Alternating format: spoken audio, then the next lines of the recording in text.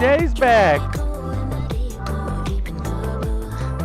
Dude, my internet is trash, right? Hey, good to be back. Knock on wood. So if things start to get weird, we'll see if it stabilizes. If my internet gets really bad, I've got an ace in the hole. So just know if it buffers, I can text through my phone if my internet's going to go Garbo mode. But yeah, good to be back. So sorry I haven't been streaming because my internet is hot trash. So yeah, we're here. We're pumped about Power Surge. Still no official word. I think it's going to bleed a little bit into early December for it to hit PTB first. Although the patch that we did just recently get is very, very promising. So we're going to be doing kind of a Ask Me Anything about Power Surge. We'll go through some questions, concerns, all that kind of stuff. You know, talk to you guys. It's been a hot second, dude. I think the last time we played, my internet went hot garbage mode. I think it was like last week. And we were playing Satisfactory, and it was like at the end of the stream, it just went absolutely out. What's up, everybody? Hi. What's up? This is all bad. What internet provider you got? Nice try. What's up, Noah? What's up, Brutal? What's up, Jax? Hello. Welcome. Okay, so I have a really important question. So if anybody's playing PTB, have you gotten the audio glitch when you pop out of your rib or your boat? Anybody? Anybody? Says, you're making me leave on a cliffhanger all the time talking about Power Surge. Dude, I know. Tell me, right? Well, I'm glad they're communicating, right? It does look like it's still on course. I know it seems like it got shifted. Maybe they still are shooting for the end of November. But it kind of seems like they're like, hey, we need just like a little bit more time. Because I think they're really, really pushing for this thing to hit PTP, at least the first stage of it, before the end of the year. That's the impression I get. So we'll kind of have to wait and see. Beautiful, right? What's up? Is that Onyx? Hello. Q7? Hi. You still been getting it? Yeah? I got the poll up too, so if you guys could throw it in there and be like, man, because that audio glitch needs to be fixed. Am I right? Am I right? It says, haven't played Rust in a minute. It says, just bought them 6 skins. He says, haven't been on. I know. Like if I can't stream and like play with the boys, I'm kind of like, I don't know what to do. And so like the last week has really not been great. You know what I mean? Because I'm like, I want to play and stuff, but I was like, we had to plan if it didn't work today to just go record. I mean, I record all the time when I play anyways, but the plan was to go and like just do like a session and then like record it and then post it. I don't know how we were gonna do that, but like we were just chomping at the bit to play. But now that it's working, knock on wood, we're gonna try to get out some builds and stuff and some questions. What's up? Kevin says, no, you have a knock on it? Okay. It says, what did you do to that pistol? I know, it looks ridiculous, doesn't it? It's the prototype. It's the one that's on PC right now, which is pretty hot. Dude, I feel like I've been gone for a month. Doesn't it feel like that? It feels like that, for sure. The sound always glitches out, but yeah, Onyx, yeah, okay, sweet, sweet, sweet. Is the windmill part of Power Surge? Yes. Playing solo is fun, but almost impossible. Groups are everywhere on every server. However, Power Surge goes into main branch. We could see some custom servers in PTB. Possibly. I think we're going to hear word first. Here's the thing.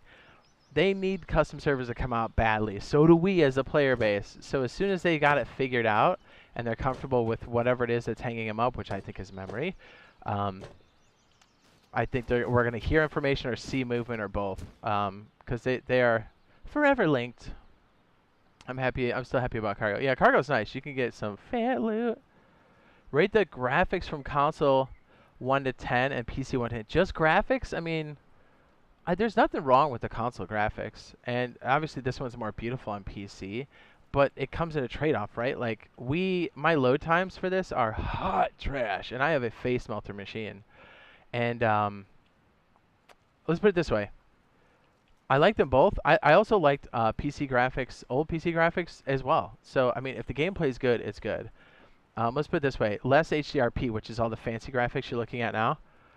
The current gen consoles, or I'm sorry, the next gen consoles, so PS5 and the Series X, they could run Rust all the way up until right now. There's no doubt in my mind. Could it run HDRP? I guess that's questionable because Unity is kind of a beefy, bloated boy as far as performance is concerned. What's up, Odin? Knock on wood, dude, it's running. I know, right? It's running. Still happy about cargo. It says console 10.4. It says 10 to 7. It says 1,000. PC 1,000. Console depends on new gen. It says I give it like an 8 or 9. Yeah, it's not bad. Razor and I were talking about this the other day. We're like, we kind of prefer the old graphics in this game, like less HDRP. So like before HDRP came in on the PC side, because you know it just. I mean, it looks beautiful here, but it looked beautiful before. Maybe we'll do like a comparison. That's a good idea. Because I've got screenshots that go way back to the early, like experimental on PC, and then like to what it is now, to the full release, to the switch to HDRP. So yeah, it's a good question. I don't know if you can like put them side by side though. I almost prefer the console side because of it's more consistent for us. And let's be honest, a lot of people are complaining about recoil on PC, and it's like, well, we got the old one. What's up, Mr. Russo?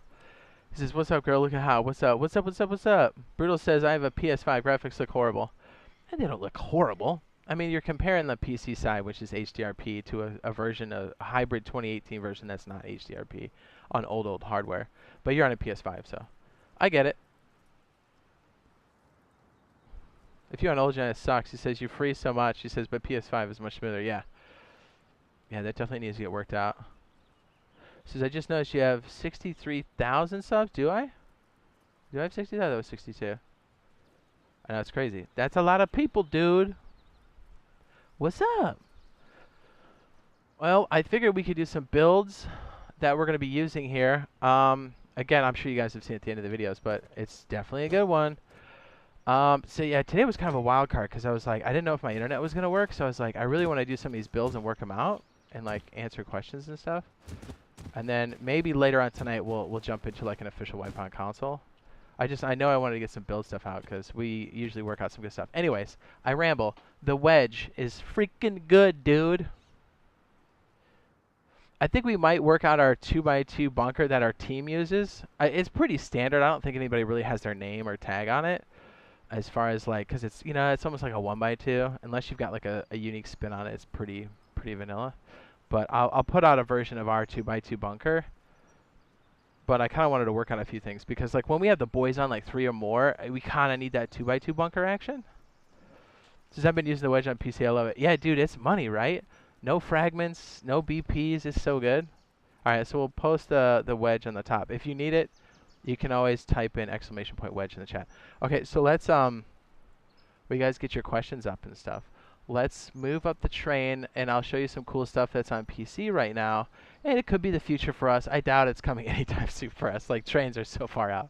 Until, like, we have mass adoption for the next gens, this is probably out of the realm of possibility unless they split the player base on different types of servers. Because let's be honest, the next gens can handle this stuff. Just take HDRP off the top, right? Like, and I know it's not as easy as flicking a switch over there. There's a lot of stuff that goes into a port, so I don't want to oversimplify that. But it's what I'm saying is it's not out of the realm of possibility for us to have this kind of stuff in the future. Because let's be honest, like 2-3 years from now, hopefully the adoption rate is much higher than what it has been, you know, up until this point. Not saying they won't support the core systems. I'm just saying, you know, we've got. Let's put it this way: we are on a what do you call it? A residential street and a hot rod. Ready to go full out, but we can't because there's cul-de-sacs and there's kids on the side of the road, right? You know what I mean? Like, we gotta, like, find the proper area to go all out. Maybe that's a bad analogy. Don't bust me, Aunt Susan. Your feet and toes are frozen? Yikes. Says, I hate trying to find groups. Everybody's so toxic, so all I want to do is have a good time. Keep trying. You'll get there. Try on weeklies. And jump around servers, especially when it jumps. This is a good time to do it. Okay. Let me make sure we got all of this running here. We'll run a little bit of music while we accumulate some questions. And hopefully you guys like the music and some of the visuals and, you know, see some of the fancy stuff that's on PC. Because I think we're going to shave a little bit of time for PC in the future, but we'll still be maining on console because I kind of prefer to play it there because, you know, hackers and stuff are really bad on PC. Let's not kid ourselves.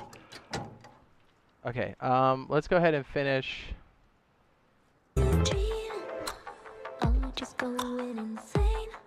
We were yeah.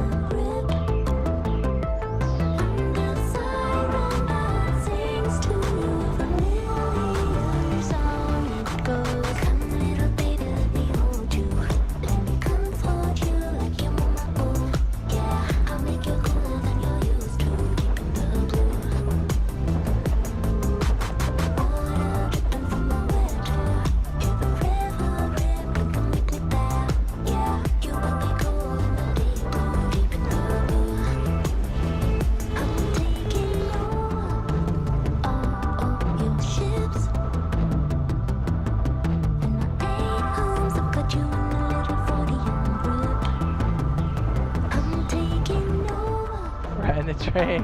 Yeah. Beep, beep, beep, beep, beep, beep, beep, beep.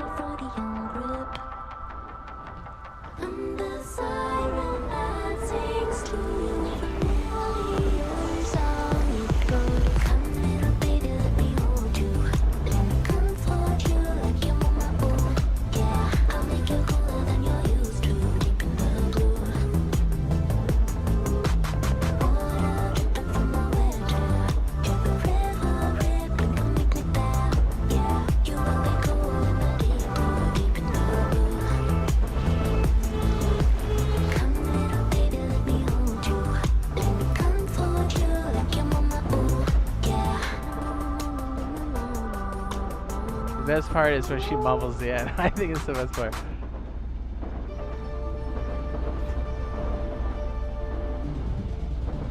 Brutal, yeah, you're right.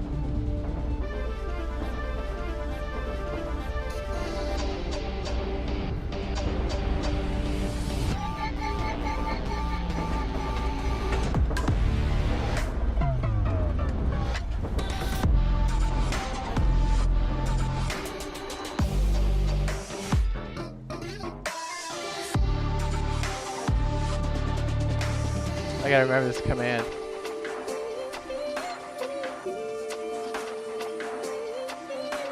I think that's it.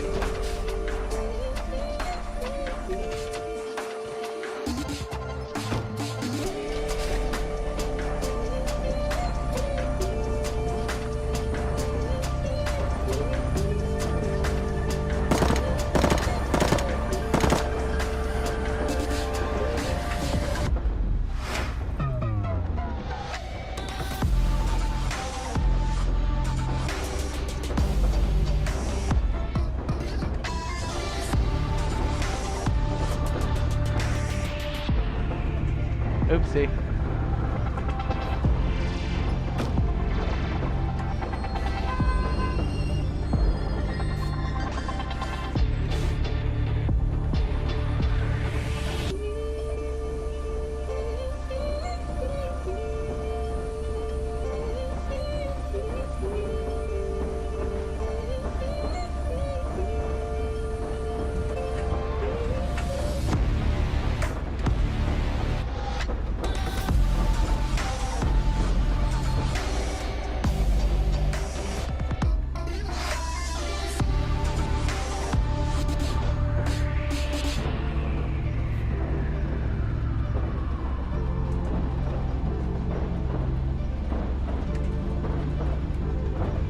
You guys will like this part. It's pretty dope.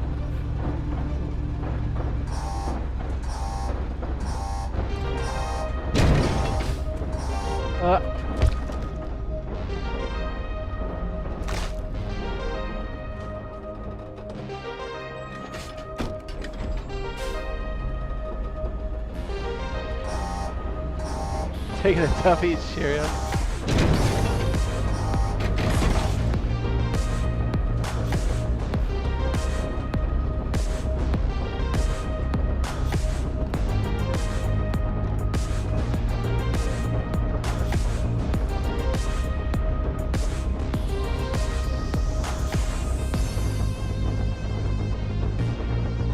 Oops.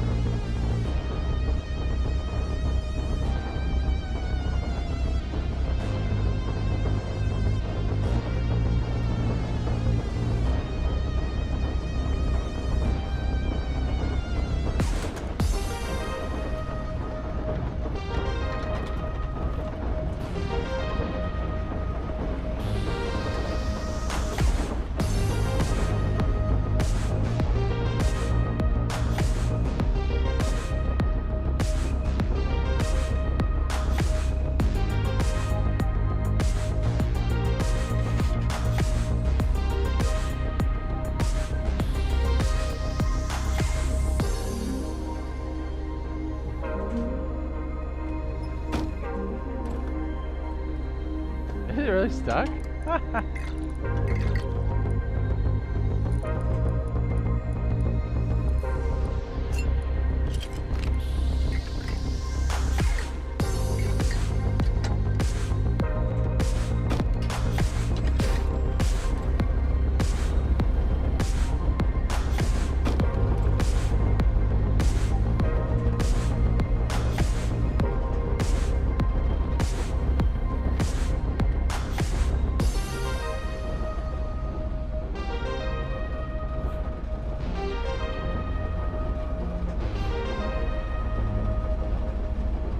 was a lot smoother. That time it's a lot of rocky transitions, but we got it. I was trying to get all fancy, and then I like got onto the thing, and then we missed the right side of the track. Hey, you know, it is what it is. Hey, I think if we jump off, it should hard stop it. So yeah, if you're on the PC side, I'm sure you know already, but we got the Prototype 7 that comes in drops and stuff. What is it? Helicopters, Bradleys, and stuff like that, like big boy crates. When things are machined like this, just assume they're not made on the island. These are things you have to pick up. So, pretty hot, not gonna lie. It's got a, it sounds like a BR shot, but a lot wilder. It's not as tight. Nice though. I'm a fan. If you put all these ridiculous attachments, that makes it even more OP. You know, I'm a fan of weapons that have the bullets, that are pistols. What's up? Do we get any more? He says, internet. Is my internet choking up? Please no. Please no. So you got any ideas about building, rolling around in head of yours? Building ideas? Oh, yes. Let me see. It says, I wonder if see any potential of Arctic research based on a console. See, it seems pretty reasonable to add for the next monument, like underwater labs. That's a good point. That would be great. I don't know what they have in store for the next whatever after, because like I think the biggest thing right now is Power Surge, and they're obviously not letting loose any information for anything else at the moment. So it's kind of like, huh? I figured we kind of do some blackjack on there, but we'll just go over and start building and stuff.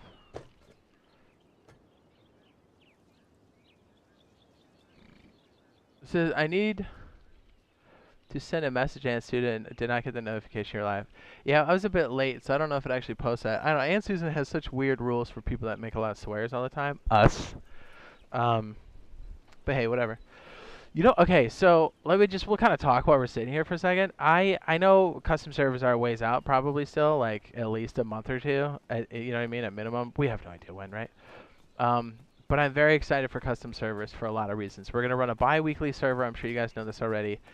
What that means is it hard wipes at the end of the month, but every 2 weeks there's a soft wipe. Does that make sense? And then on that last part of the month is a hard wipe. So you've got 2 weeks. So if you're working, you're a student or whatever, it gives you a good chance to like kind of build, lose, gain again, like find your enemies, make your friends. It gives you that nice like arc. Weekly's fun, but I feel like it's too fast, and monthly's too long, I feel like. So the most popular type is definitely the bi-weekly on PC. It feels really good. It gives you a lot of chance to like do it, but you don't have to be totally dedicated to it the whole time. You feel like you can get wiped and still come back. You can still do that on weekly, but bi-weekly kind of gives you some more room. Anyways, we'll be doing one of those for certain. And then the other one will be an event server where we like build up stuff. We'll make arenas where like you guys can join us and like we can just clap cheeks like live on stream. I think that would be a blast. Says, no add a horse before Power Surge. I don't think so. Here's the thing. Okay, so, and again, this is 100% my opinion. I have a feeling they're still really struggling to make sure Power Surge runs on core systems, like whatever version they have cooked up right now for Stage 1. I think if somehow they need more time, they might slate in something else. It could be horses. It could be something else. I don't know what they have on their table. There's really not a whole lot available right now. As far as like what's coming up, I just know they need Power Surge to at least run semi-well so they can you know, start to predict and see what custom servers are going to be like. So again, 100% my opinion, but that's me on the outside looking in. There's a lot of stuff I don't have visibility to, but if you take the track record, you know, we're pretty close. Granted, the Power Surge stuff, I feel like we've been led on quite a bit, but I also think it wasn't on purpose. I think they honestly didn't know, like we didn't know, and they've been trying to get there. That's my gut feeling on that, but again, that's me on the outside looking in. Yeah, horses would be great. Horses would be fantastic. I'd even take subs at this point. So that sounds awesome. He says, I'm for sure joining that server. Heck yeah, dude. Well, because we always get a lot of people that like want to play with us, and that's cool, but like it usually devolves pretty quickly, which is fine, but it's hard for us to have control over stuff on an official server. So like if people get out of hand, like we can handle that on our own custom server. Although we should probably do like a community event or whatever. I think that'd be fun. Although when we're trying to play normal wipes, we don't want people to find us or join us because we're just trying to like play normal so we can get like normal raids and normal back and forth and like PvP. But I know that doesn't always work out, right? The thing with horses is the same problem as the heli, but less worse. Yes and no. There's been more testing for horses and stuff, and it seems like that's more viable. If you here, I'll even show you. So like with helicopters, that's a good question though. That's a good, not question, but it's an excellent observation. You move quite fast with this, and you're up high. Like look at my, like your FOV automatically changes when you jump in the helicopter.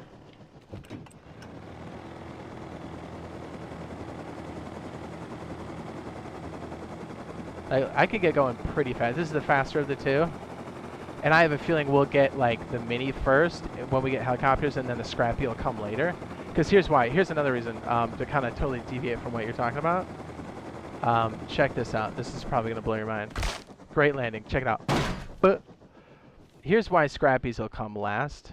I think minis will come first. Obviously, they're not coming anytime soon as far as we know. But here's why. Ready? I have a face melting machine. This is on a dedicated server, right? This server. This isn't running on a machine in my house or anything. This is a dedicated machine with like a lot of resources to run this entire map. And this is the default size map, which is 4.25K, right? And we're at our max right now is 3K. Watch what happened. Here's why. Like look at all the jibs that come off of this. Frames? Anybody? PowerPoint? Slideshow? That's why. Right? That's a lot of damage. So until they reduce the jibs, which are all the pieces that come off of there, I don't see scrappies happening anytime soon. I think minis will be a better thing to have before scrappies. Although Zergs use scrappies, right? But here's the thing. Like the Zergs don't need any more help, right? I'd rather them bring a bunch of minis. I think we'd all be happy with minis, but not that this is on the table right now. It's not. As far as I know. Would I take these now? Hell yeah, I would. Here, we gotta put out the fire. It's out of control. We gotta put it out quickly. We gotta put it out. It does nothing. It does nothing. It's late 2030. Let's be real. Helicopters are a game changer. I don't think until they figure out how they're going to do it. Here, okay, so let's put this out here before we do the building and stuff. I'm glad we're having this discussion. We were talking the other day, I think it was Odin and I were talking. You know how like they had a cargo ship version of servers that were split to 2.5 maps, and the cargo ship was only on there, and then in the 3K maps they didn't have cargo ships. So essentially they picked what monument they wanted to have on the map, and in that case it was cargo ship, a moving monument, but it's a monument nonetheless. So what if they made servers that were beefier, that had some of the features in it like helicopters turned on, but like, and then maybe they're on a small map, so maybe the lower systems can handle it, but maybe they won't. So like if the lower systems can't necessarily handle the helis on like a big map, they just don't join it, right? I think that's a possibility without splitting the code base. Like they can pick and choose what they want to turn on. Again, I know I'm oversimplifying it. It's not that easy. There's a lot of things that go into that. But I think that'd be interesting because like in a way, we have to support the core systems because that's what the game was released on. I understand that. But at the same token, the people that have the hardware that can run, we're like, okay, when does these ponies get to go flat out, right? So like I understand both sides, believe me. I own them both. I've got a core system and I've got a next gen, and I have a PC. I've been playing this since it came out on console. I've been playing this since it was in early access on PC. So like I understand the iterations of Rust. But here's the thing. Let me make sure my Steam's turned off.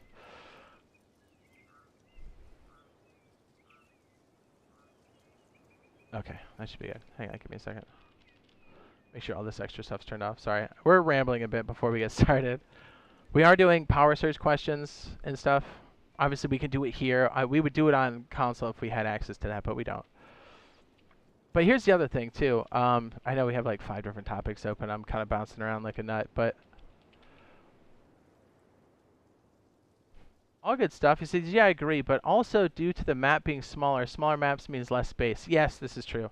Like, I think they could take out things like, and we're just throwing out ideas here. None of this is, I don't work for Double 11 or anything. This is just, I'm just a player like you guys are. Um, let's see. What was I saying? Oh, yeah. We could take out things like the sulfur quarries and stuff, right? Like, they're not. I mean, when's the last time you actually used those? Right? Right? That could save us some space. That would be good. It would save on that prefab actually touching the map, which would save on memory for core systems. Leave more room for building. Let's put it this way. Would you take a reduction in monuments for the ability to do something like minis? I'm not saying that's on the table, but like, what if they did? What if it was a 2K or 2.5K map, and it was reduced monuments? It had all the major things, but they left some out, and you were able to run minis, but the mini population was reduced to like, I don't know, 10 or something, right? And you had to buy them at the bandit camp. Like, would you take that now over a really big map and playing on a core system? Like, it would be nice for the player base to have an option to do some of the things that they could potentially do, especially for the systems that have the plenty of overhead room for this kind of stuff. Like the PS5 and the Series X are face melters. They can run this game. Yeah.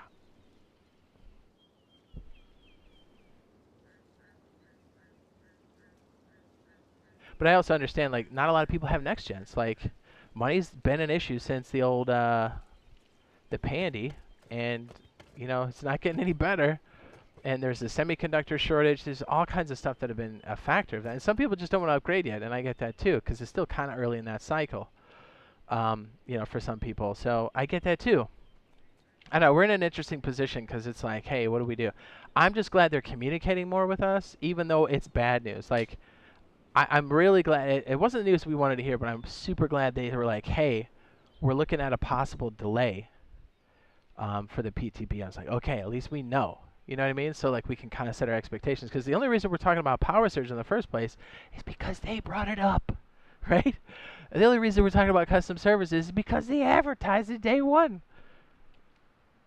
And I get it. It's hard to keep saying no to everybody all the time if you're like the developers and stuff. And it's even harder when the suits are pushing you and you as a developer know it's not ready yet and you're the one that has to face the player base. But also in the player base, it being extremely frustrating because you're like, hey, can we get some custom servers, dude? This face punch has definitely been around way more transparent, and I appreciate it. It says better to know what's going on than being right in the dark. Yes. Agreed. Across the board. Knock on wood, I'm glad my internet's holding up, dude. I don't want to jinx it. I figure we can maybe build in the water. You guys want to pick like a different biome, or you guys don't care? They need to keep everything, I just keep pumping out content for next gen. Yes. Multi-circuit application? Oh. Agree, lots of communication right now. Yes. Even though it's not the stuff we wanted to hear, I'm glad they said something.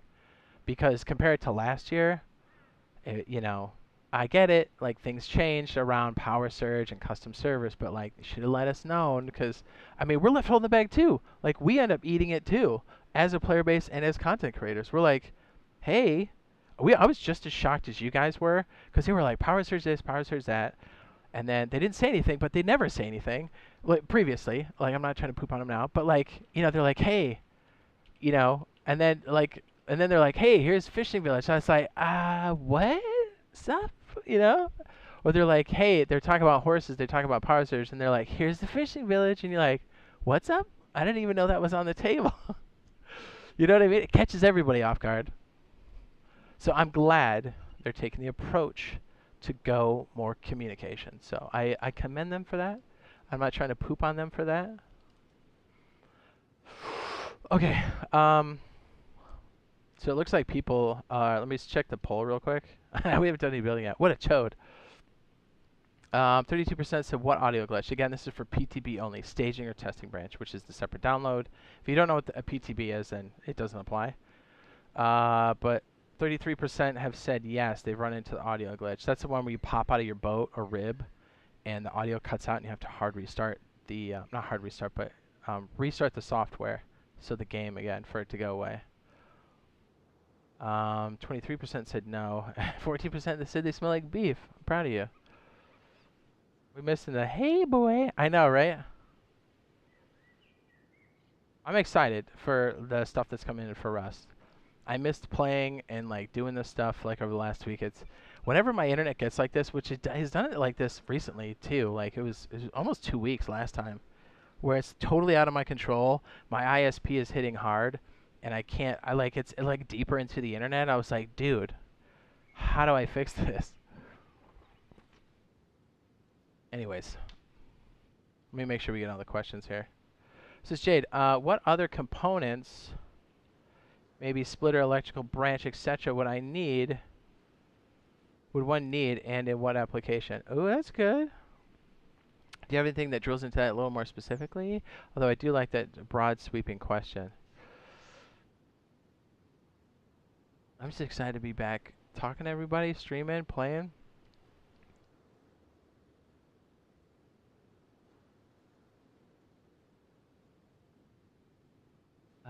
Hold on a second.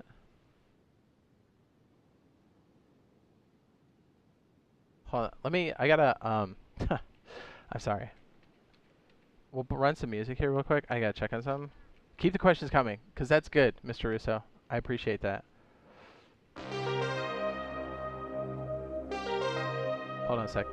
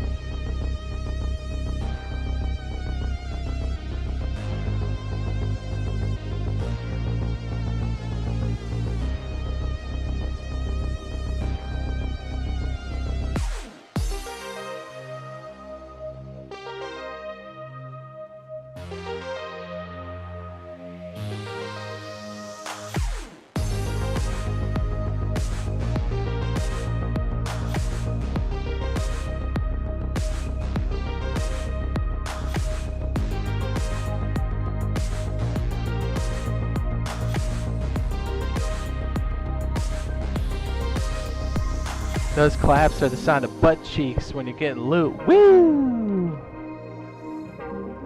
So I bust out my nerd. Oops, sorry. I busted out my nerd notes here.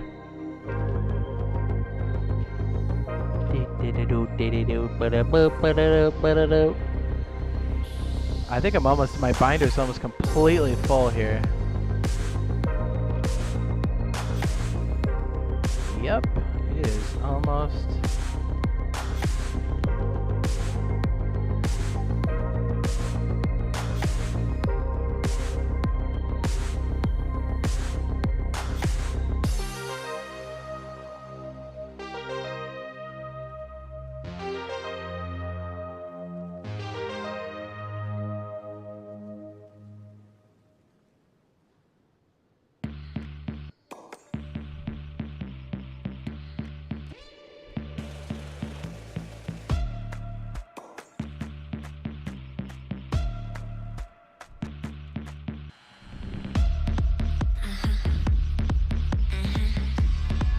I got some different selections this time.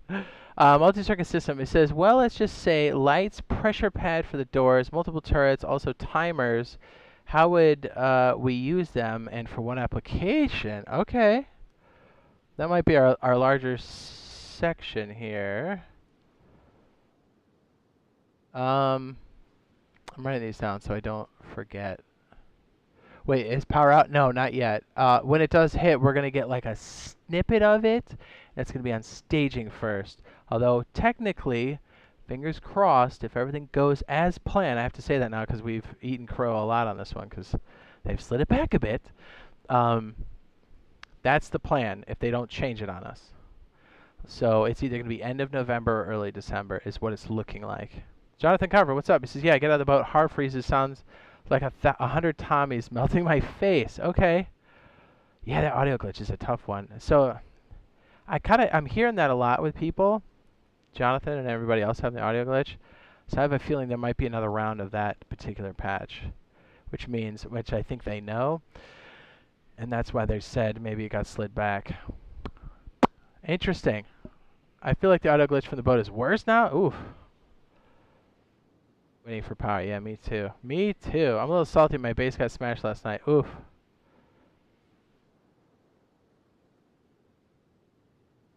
So I'm just spitballing, Jay. But okay. Makes you want to play GTA Vice City. It does, doesn't it? Okay, so here's what I'm thinking, right? Since we have this in a multiple stage kind of setup, there's a few things that Power Search is gonna have for sure. And there's other things where we don't know what the first stage is going to have. Well, what does that mean? That first stage could be like the basics like we got on the PC side. It could be the stuff that only the console can handle right now. Again, I don't think the Pro versions or the next gens are going to have an issue with any of these, to be perfectly honest. Outside, you know, integration and stuff. Like if it somehow got, you know, less those bugs and stuff. I'm saying it's like hard performance. We should probably put a TC on this, huh? I guess we'll throw one. I guess over there, maybe? Yeah, let's do this. We're gonna make some more room in our pockets.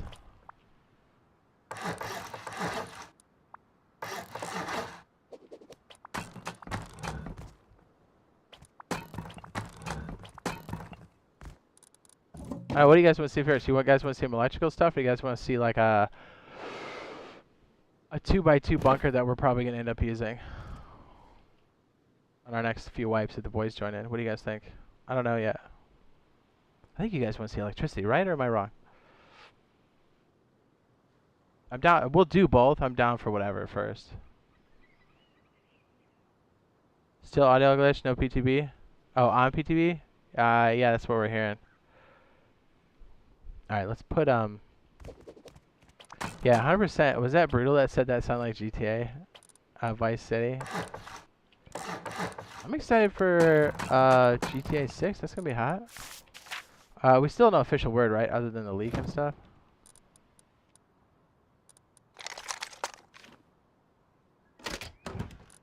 We have 3 slots, correct? Correct. So, actually we need 4 total. Gotta make sure I have a tactical cylinder. So I have my nerd notes out, so I can hopefully write all this stuff down.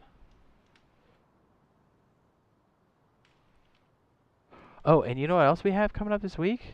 I'm sorry. Well, it's Sunday, so it's kind of next week already. What do you call it? I just stroked out. And then...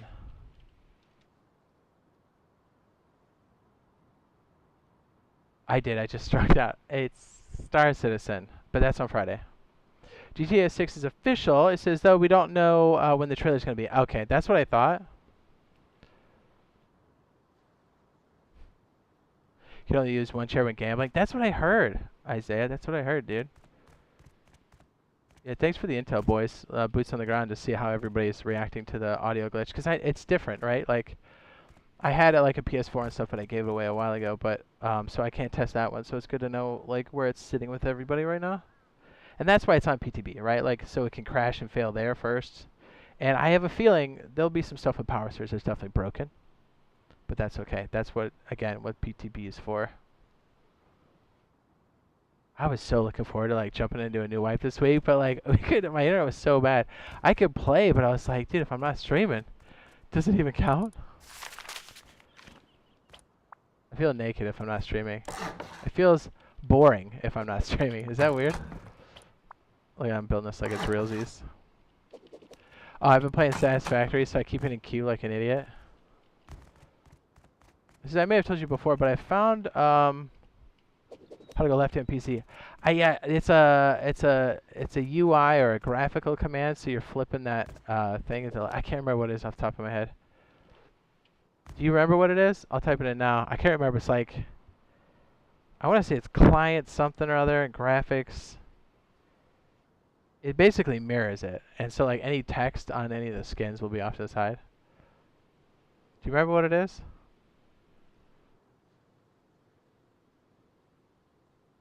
I think that's normal. It says when you love streaming. This is true. We're going to try to squeeze in all kinds of cool stuff, right? Like, I wanted to do a little bit of New World because, like, RazorTube got me hooked on it, and we play stuff like that. I know it's outside of our genre typically, but I kind of wanted to squeeze one in and a little bit of Satisfactory, but I don't know what the day is going to look like today. Definitely want to get some Rust in because I feel like it's been forever since we freaking played.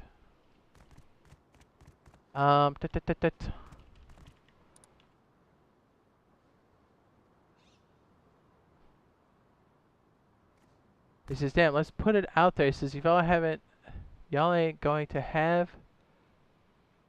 Wait, he says, damn, let's put it out there. He says, y'all ain't going to have what Jade got, because he's got it right now in live. Wait, what?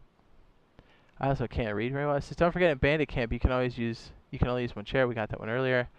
Good for the intel. I feel incomplete not live streaming. Right. Or like I'm talking like I'm streaming and everyone's like, you're insane. I'm like, yes, but also I'm not streaming. You just sound less crazy when you're streaming, that's all. I don't know. Let's put it this way. If later on today, because we still have a Rust video that's coming out later, and I think a short as well. I think, yeah, that's right. If there was a different stream later, right? Would you guys want to see New World or would you guys want to see Satisfactory?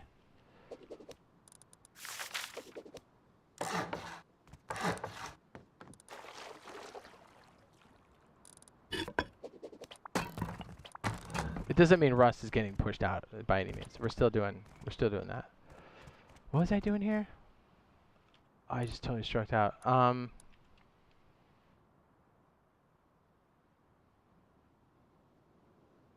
Trying to think of what the basics are, like when we first had it on PC, to kind of like cover what is most likely going to hit for us. Says, never heard of New World, but he says, but I'm open to seeing any type of content. Okay, it's kind of like a WoW or a SWOTR or... But it's kind of like almost colonial. There's like some guns and stuff in there. It looks beautiful, and if we play with the boys, I think we'd have a lot of fun. At the very, even if the game sucks, which I know it doesn't, I think we'd have a blast just screwing around, like just going into town and trying to get silver pieces and just talking to people and dancing around and stuff. At the very least, is that weird? I know the game's deeper than that, but I was like, how can I mess around on the town square? That was the first thing that came to my mind. How can I be a complete idiot in front of the most people possible?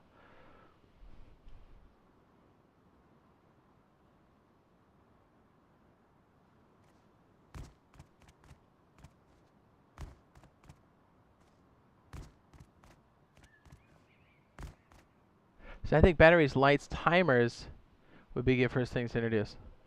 Would you like to see that, or are you saying for them to put in there?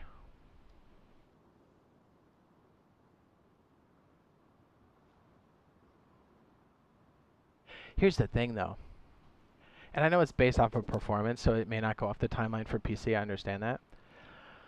But it's almost like, I feel like we're going to... Okay, so based off of what we had so far, I'm almost certain that our turrets are going to come in pre-made with weapons inside, which is what original PC had. They only changed the ability to swap it like we just did down the road. So I think we're going to get, when we do get this in our version of Power Surge, they're eventually going to be customizable like this, but I think we're going to get the one that doesn't have this on top and it just has the ammo storage, which is fine. I like, the more I'm hearing like that, you know, they have to bring it in stages, I was like, okay, this option's probably not going to be in for our first implementation. So just assume this automatically comes with its own turret AK, right? That's my guess. You know what though? You're right with the lights and stuff. Let's give ourselves a nice canvas maybe to work with.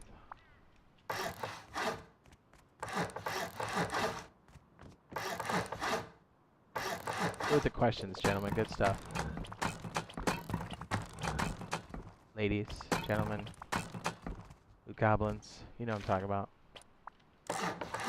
Here's the other beautiful thing while we're kind of setting this out here. this is really going to usher in later after everything's in and stable. Obviously, custom servers down the road, but it's going to open up for farming 2.0, and that's going to be dope. Farming is so. Remember, Odin and I did complete wipes just to staying inside the base while everybody's murdering each other, and we're growing plants and trying to get the perfect clone. It was so much fun. Then we sneak out the back and drink teas to get extra scrap on the sea. That was awesome, dude. If you wanted to like completely turtle up, because let's be honest, most people are scared to raid you online. So as long as you're home, most people are like, you know, they're not gonna do anything because they suck. I'm almost certain.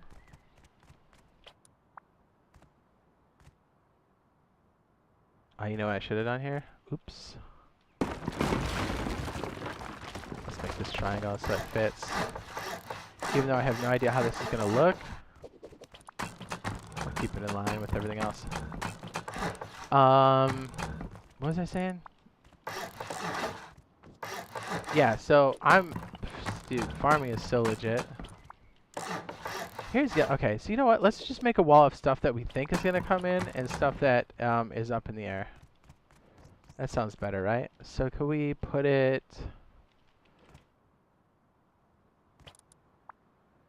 I guess we could just kind of throw it out here, right?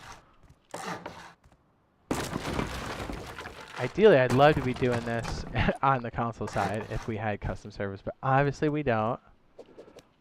It's starting to get wet. It says, I was thinking, it looks and sounds fun. It is. You wouldn't think so at first, because if you're not into like farming and stuff, like I'm into fun gameplay. Like at first I'm like, woohoo, farming, you know, like, well, you know, not exactly exciting. I'd rather Timmy somebody in the face, take their shit. But like once we got into it, I was like, ooh, that's deep, right? The gameplay feels really good and satisfying and rewarding, because you're sitting there the whole wipe trying to cook up the perfect plant clone, and then like you try to sell it on the market. You know what I mean? And like you can command a pretty high price for a perfect clone, because that means you've got more cloth readily available.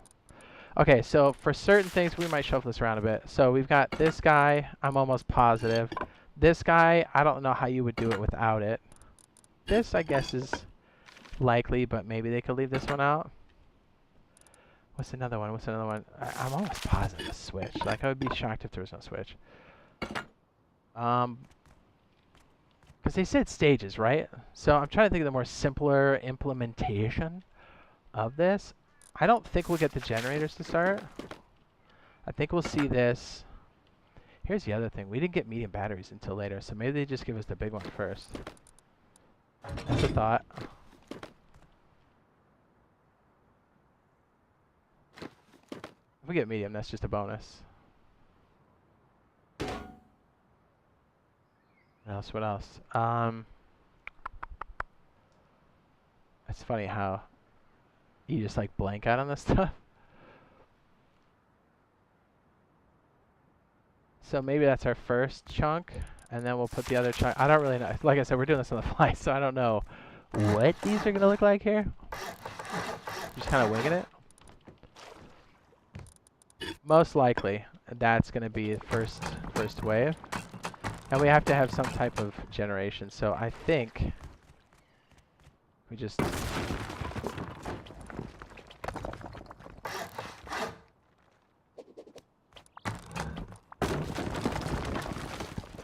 see the chat moving. Hang on, I'll catch up right here in a sec.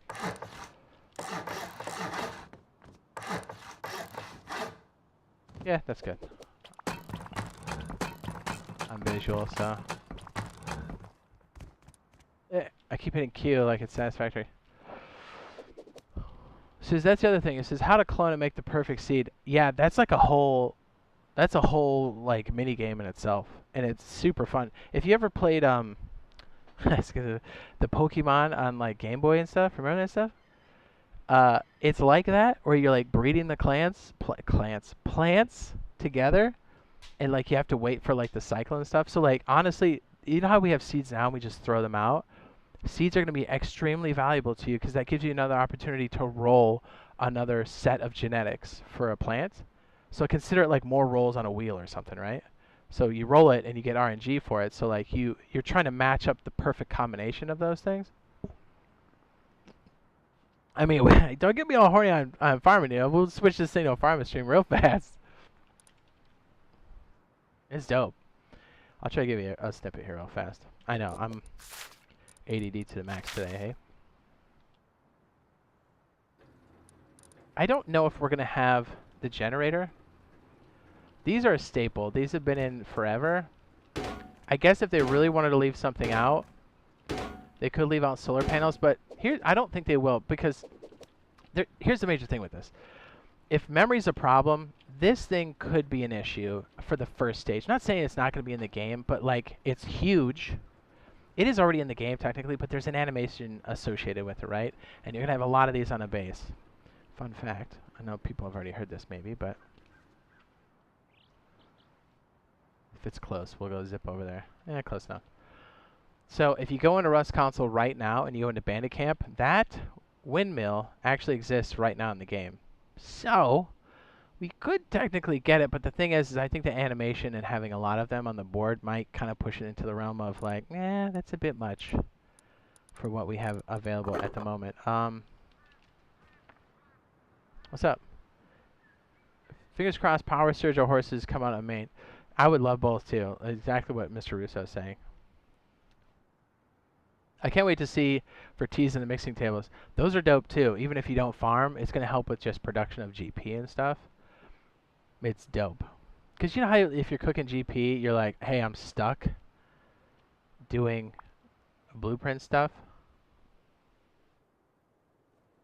Or crafting, sorry. Blueprint. I was thinking it's another game, dog. Do y'all play console? We sure do. So you see this right here? It actually exists in the console version right now. This is just a scaled up version. I'll show it to you.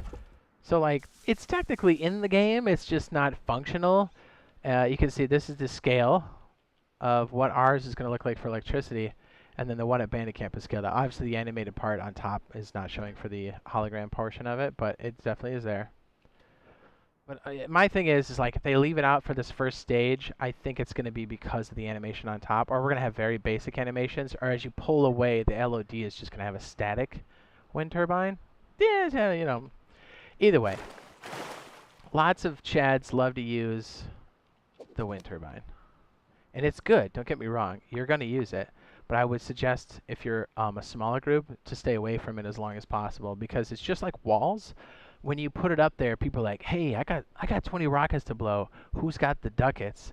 And you look around and you go, probably that dude that has 5 wind turbines. Let's go rock his cheeks real fast. And then, you know, that's kind of how it goes. Same with like walls. Like, you know, you got a bunch of extra stuff. You're like, well, what kind of chodes got some loot? And you look for the guy with the walls. And you're like, yeah, maybe this guy, maybe this group.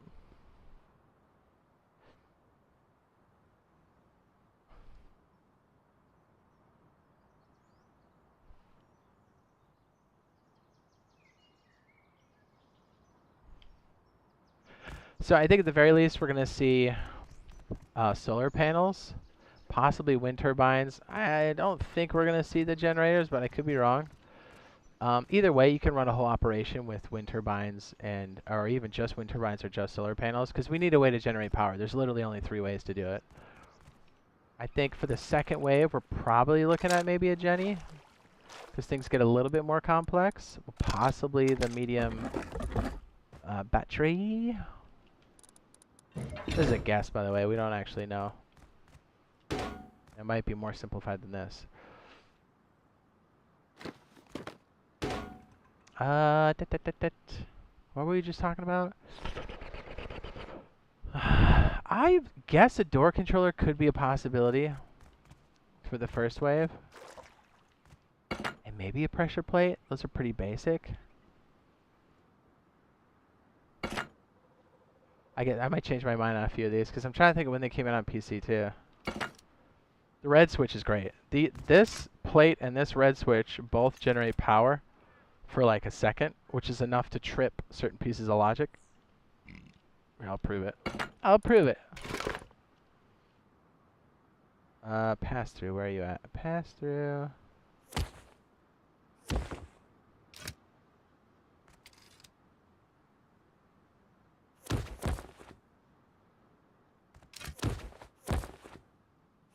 Oh my. Get on that.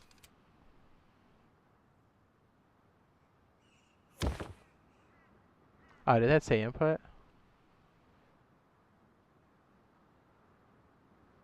Oh, yes, these output.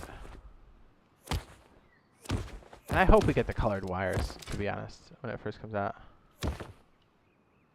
Oh my! I just connected to. Man, am I okay? Maybe I didn't get enough sleep. Jeez. Connected to the pressure pad like an idiot. I'll do it right here so you can see it. Normally that just strobes, but like it only has, and watch it resets, right? There you go. So those are nice if you're trying to trip like a trap or something. These are very, very useful. But they're using more complex circuits, so if they leave out the logic, we may not see pressure plate, we may not see this switch. We may see these basic pieces.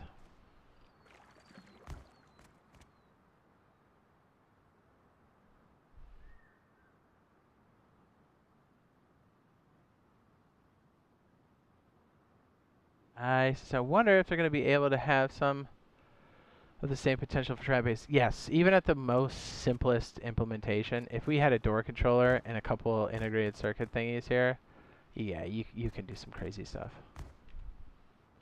out of the gate. I think since they're saying it's coming in stages, this is my best guess as to what we could be looking at.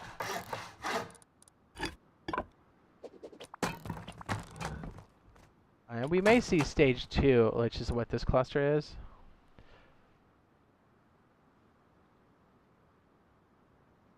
Over here. Hold on. It's so hot in my office.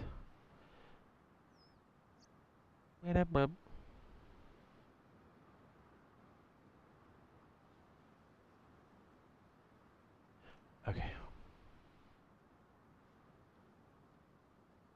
Alright, so let's get our stage 2 stuff all lined up here. Most likely a timer here. Although I guess it could very easily be on the first wave. I think we're going to see more of these integrated circuits. I think we'll see and possibly or.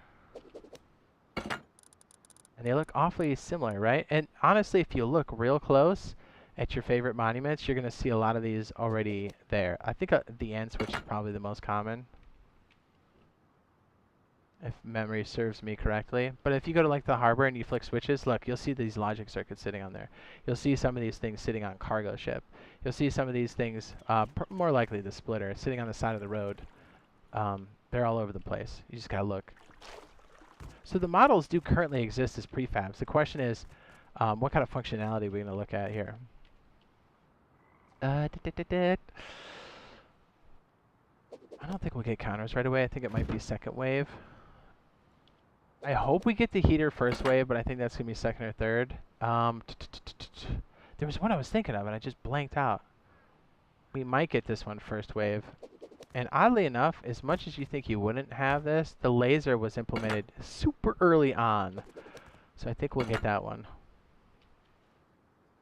The igniter would be good. That's real hot. Here, let me just show you. I know I've shown this before, but for those of you that have not seen it. Let's say you got a couple rooms full of these across your base, and you're like, man, I need to like turn these on, you know? Or you want to like set off a timer or something, or you want people to think you're home, but you're not.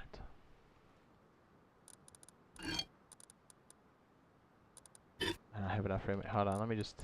I was going to get rid of... I'm probably looking at a duplicate here. And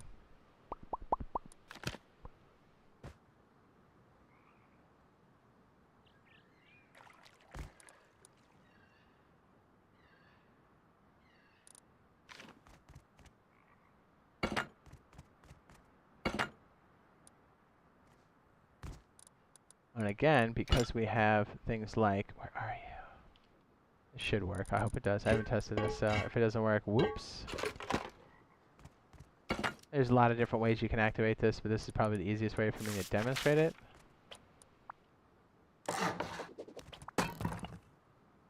For you quickly.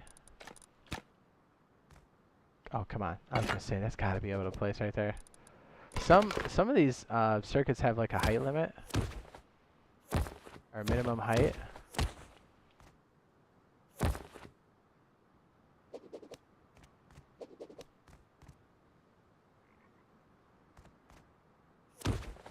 I meant that for that to be power out.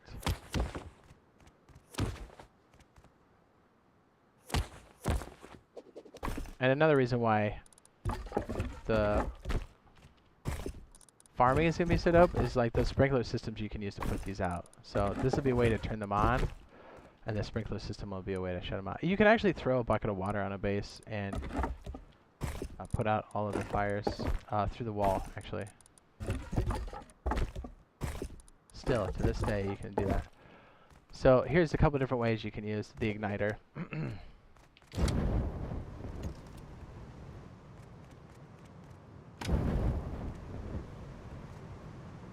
And if you use a timer for it, like let's say you leave the base and you're like, okay, or you sign off, you're like, hey, in like an hour and a half, I want my furnaces to ignite. So you set your timer for an hour and a half and you have it light the furnace. And you have so much wood in there. And then maybe you have 5 hours from that, you light another gang of furnaces. So if people keep coming by to look at your base, it looks like you're busy, but you're not. You're just burning wood. Or these are timed things you were going to cook anyway. You're just putting it on a timer.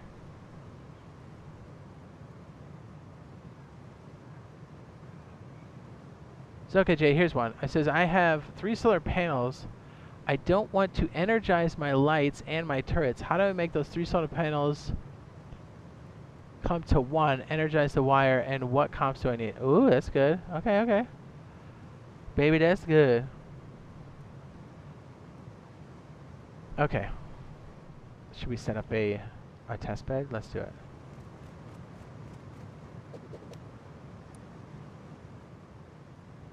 Yeah, I'm going to show you that this is 100% a thing. I think we can still do it like this. Let's find out. Yeah, well, you do, okay, so like, you do need a power source for those igniters. It's just those specialty items like the red switch and the pressure plate, they're unique because they send off 1 burst of power with no power input.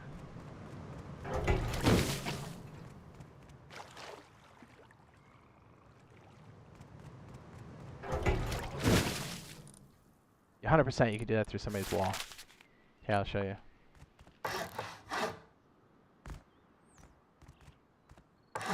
Should still work.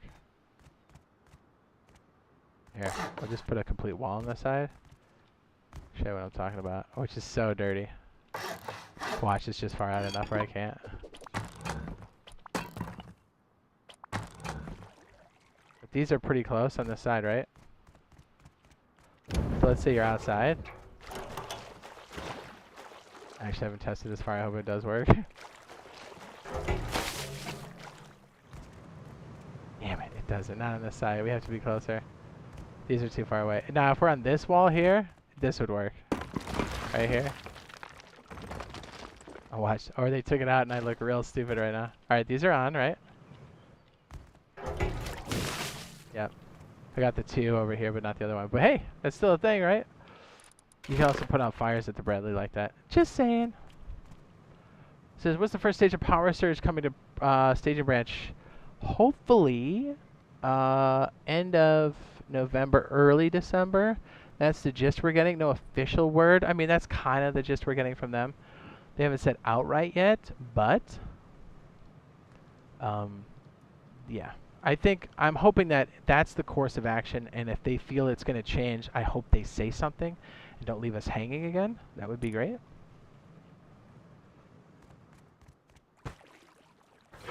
Here I'm filling up the jugs where I could just go shut it off like an idiot.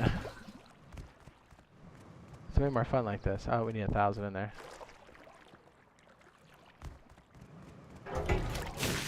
Alright, let's answer Mr. Russo's question.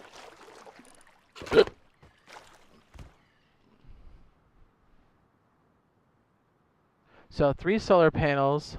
You want to energize your lights and your turrets. How to make those 3 solar panels become 1?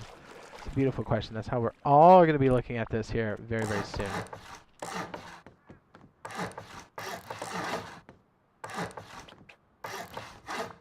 Okay, here's our fake base. So we got a 2x2. We'll make these like, I don't know. Alright, so the stone over here represents our base, right? An airlock. We'll leave off some of the walls in the back and wherever, but you get the idea that we've got a base that we're walking into, right? Right. Right. Man, I love this game. I love building in this game. Gets me wet.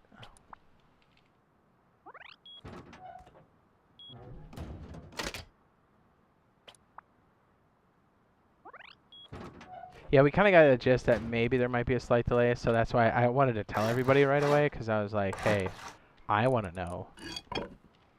Because I'm pumped for this to come out, so I want to know if there was some kind of activity in that area. Okay, so let's say we got our base, blah, blah, blah. Goes a little bit deeper here.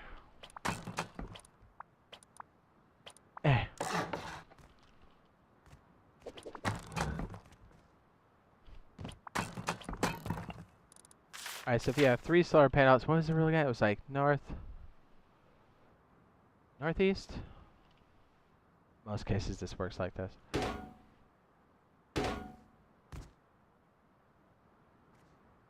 You almost always want to go like southwest, northeast. Kind of alternate the two for best exposure. But I guess that's a bit more advanced. Okay, so let's say you have a battery, and for argument's sake, we'll make it a medium battery. I love the medium battery. If this one's in first, I'll almost always go for the medium battery. You'll be able to buy it at the bandit camp and stuff.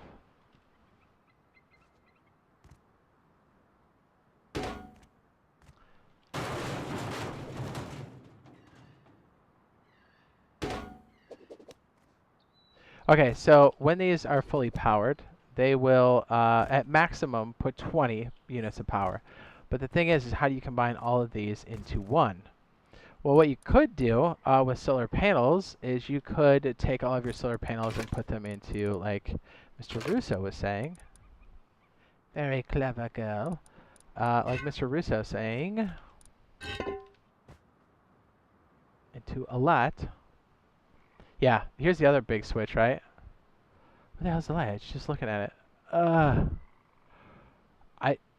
Okay, there it is. I was like, how did I just lose that?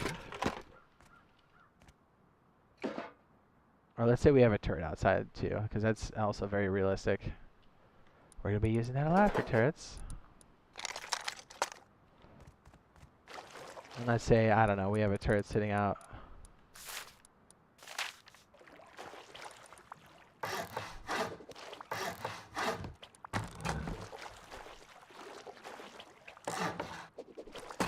We're going to leave this as a cutaway here so you can kind of see what's going on. But let's say we have a turret sitting outside like this. Oh, you know, it'd be realistic. There we go. Need to have some kind of frame or something around it. Now we're talking. Okay, so here's why you need to care about batteries. It's going to extend your runtime, but here's the problem with solar panels or even any type of power. You connect it, and that's cute. But then, like, what happens when the sun goes out of range? Like, right now we have 2 units of power. This might be a good one to do. Let me double check what our time of day is. We're at 1600. Let's do 1400. This should work, for example. Okay, we'll make this one bright red so you guys can see this. We'll just bring it through the floor and bring it right to the lamp. So you're like, oh, why don't I just plug stuff in? That's great. And yeah, it works. But as long as the sun's in range of this solar panel, and it's only putting out right now, well, 19 units of power. So let's take it out of range. Let's put it at 18. Notice how this is not creating any power, right? Because it's facing the wrong direction. And now the light's off. But you're like, that doesn't make sense. Like, why would I need my light on during the day and off at night? That's like the complete opposite of what I need. Well, it's the reason why you store it up in a battery. So you can take this during the day. Let's just do this. Over to Mr. Battery Face.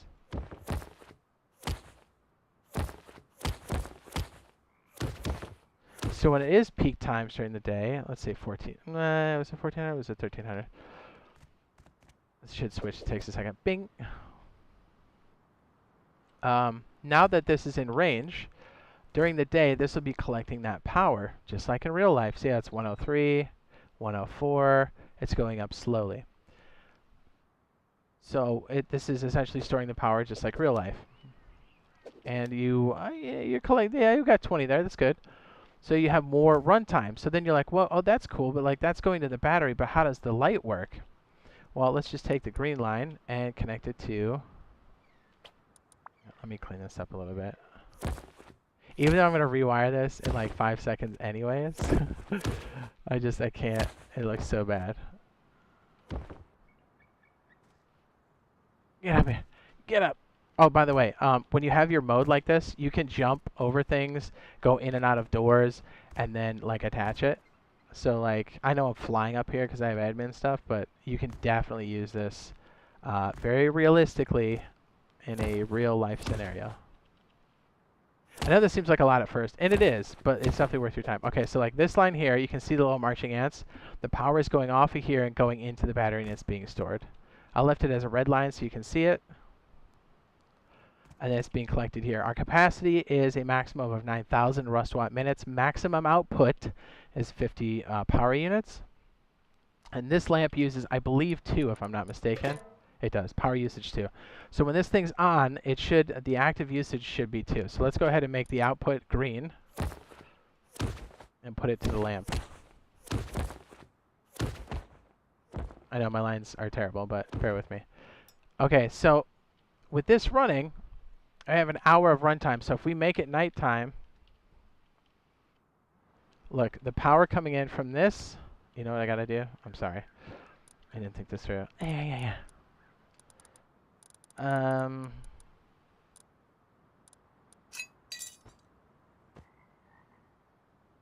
Where's my miner's hat?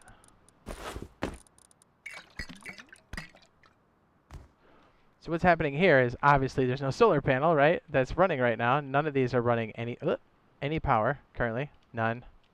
We check this output here. It says none and none, as it should be. It's nighttime. So it's taking the battery it's gotten during the day, or the power it's gotten during the day. You can see right there at the top of the battery. It's using 2 active units, and you have an hour of runtime. We all know the nighttime doesn't last for an hour. So let's say you're like, oh, yawn, blah, blah, blah. It's morning time. And by the time the daylight comes back, you're now gaining power. That's coming in here. Since we have 19 power units, so it's obviously way more than 2. So if you subtract that, we have 17 power units that are being stored in the battery, if that makes sense. Does that make sense, or is that a little wacky? Keep the wires tidy. That's because I'm watching. That's right. What's up, Torka? I know, dude. My internet's been so poo-poo. I haven't been able to like stream, so thankfully, knock on wood, it's working today. And I was like, we gotta stream. So you can see right now we're getting more runtime on the charge, an hour and 4 minutes, and it's going up slowly, but it's going up slowly because we got 2 units of power there that are currently being drained. But you're like, hey, what if I have a whole slew of these daisy chained up? I guess we'll leave them green. These have a pass-through, which is really nice. And yes, our lamps that typically run on low grade will no longer. These will be 100% power when they implement it. So like now these are 2 apiece. So now this is 8. Our draw on the circuit now is 8. So as the day goes on, we may not have that kind of charge. See, we have 17 minutes now. Like it's going down because we're using more power. So our runtime goes down. And then since our power in right now is 20, we're getting essentially 12 units of power. And that's when the sun's at peak. Like if we're around, what was it, like 16 or 1700? So even when it's daylight, we're going to be losing on this because look, our solar panels are putting in 3, but we're using 8. So that's where having something like a switch can help you as it comes out. So like we'll put it right there on top, and we'll have to rewire that back to green. We'll make this blue so you can tell what, not that'll confuse the issue, but, and then we'll change this back to green.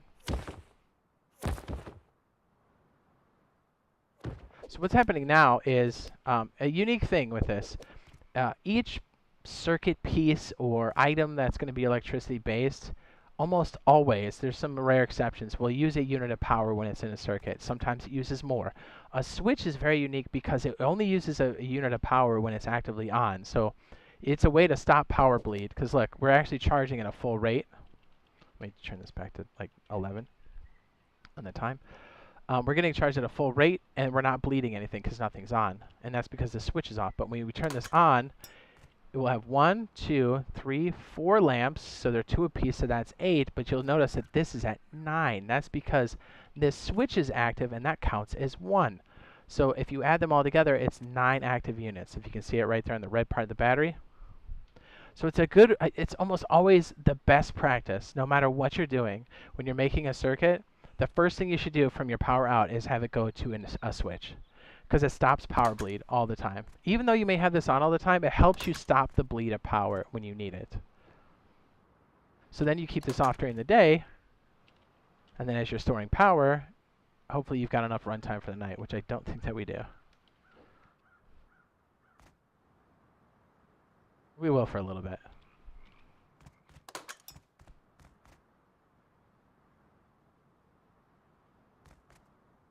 We have 16 minutes. I was nighttime like 10 minutes, I think. Says I've been working 12s, he says, every day at my new job too. Nice, dude. Congratulations. I mean, as long as that's what you wanted. I know you said that you got a new a job piece, so that's always good. Says how I make trap bases with electricity. Ooh, that's good. My OCD will forgive you on the cabling. Will it? Any particular type of trap base, Mr. Mark Shawan? Anyone in particular you're thinking of?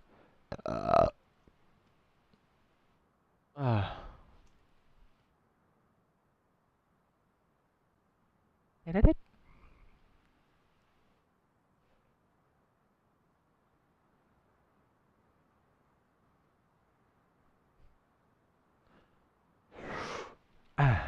So let's go ahead and make it daytime again.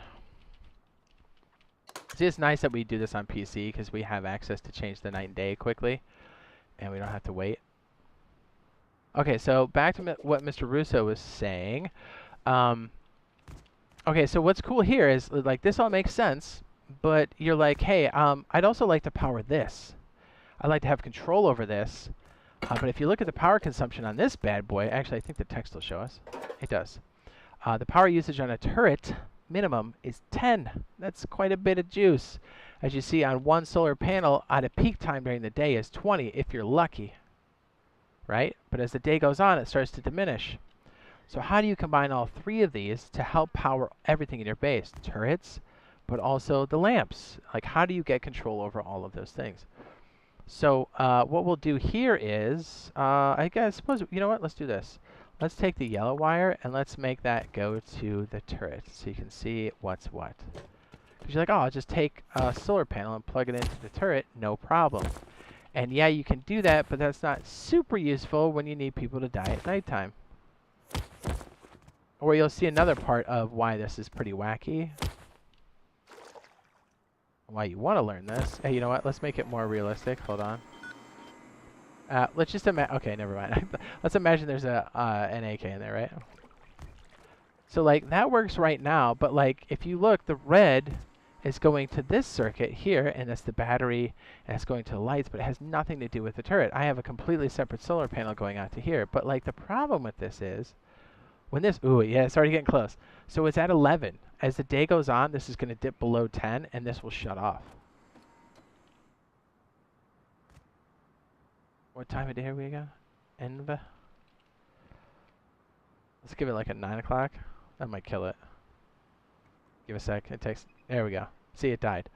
So another reason why you want to have these not only grouped together, but you're going to need at least a few solar panels because as the day fluctuates, yes, it's morning time, but it hasn't hit the solar panel fully yet. So as it fluctuates, you want to have an abundance of power so you're collecting it so you can use it during the dips. So you're like, okay, how do I combine all these things, Jade? This is crazy. Okay, so and I'm certain we'll have this off the rip because it wouldn't make sense if we didn't. So let's go ahead and cut all of the power that's going. So the red line and the blue line, let's kill it. I'm sorry, the red line and the yellow line, and let's make these all work together. So I guess we'll make, okay, all the power coming in on the top, I guess we'll make that red, I guess. So how do you get all these solar panels to work together? Well, we have a thing called a root combiner. So you can take two power sources and combine them into one. So since we have 3 solar panels, well, first let's do these two. So since we have these little guys here, you know what, let's just go ahead and do these as separate colors and we'll combine them later. All right, so this one will come into the bottom of here. And then when this is lit, it'll come in the bottom of there. And then the output will be the combination of whatever these two power sources are. And you can mix these together, yes. Let's go ahead and make this later in the day. So now you can see one solar panel is getting 16. The other one's getting 17. So it's going to combine it for 34 power units. That's amazing. So it works the same way. So like, yes, we have 2 solar panels facing this direction. And this is more realistic because you oftentimes will add solar panels as you go because they're expensive. Let's say you want to combine your 2 power sources and this solar panel that's facing the opposite way. Well, you can do the same thing. And we'll make this solar panel be, I don't know, yellow. And so this, whoopsie poopsie. We'll bring this up to the bottom of this root combiner here. So this one's got 20 power units. So now we can take this 36. I'm sorry, let's make that green so it's a little bit easier. Does the colors help or is it superfluous? So now we can take the 36 and the 20 and combine them for 56. 56 and put it in the battery downstairs. We'll just loop it back down here. I'll bring it on the wall.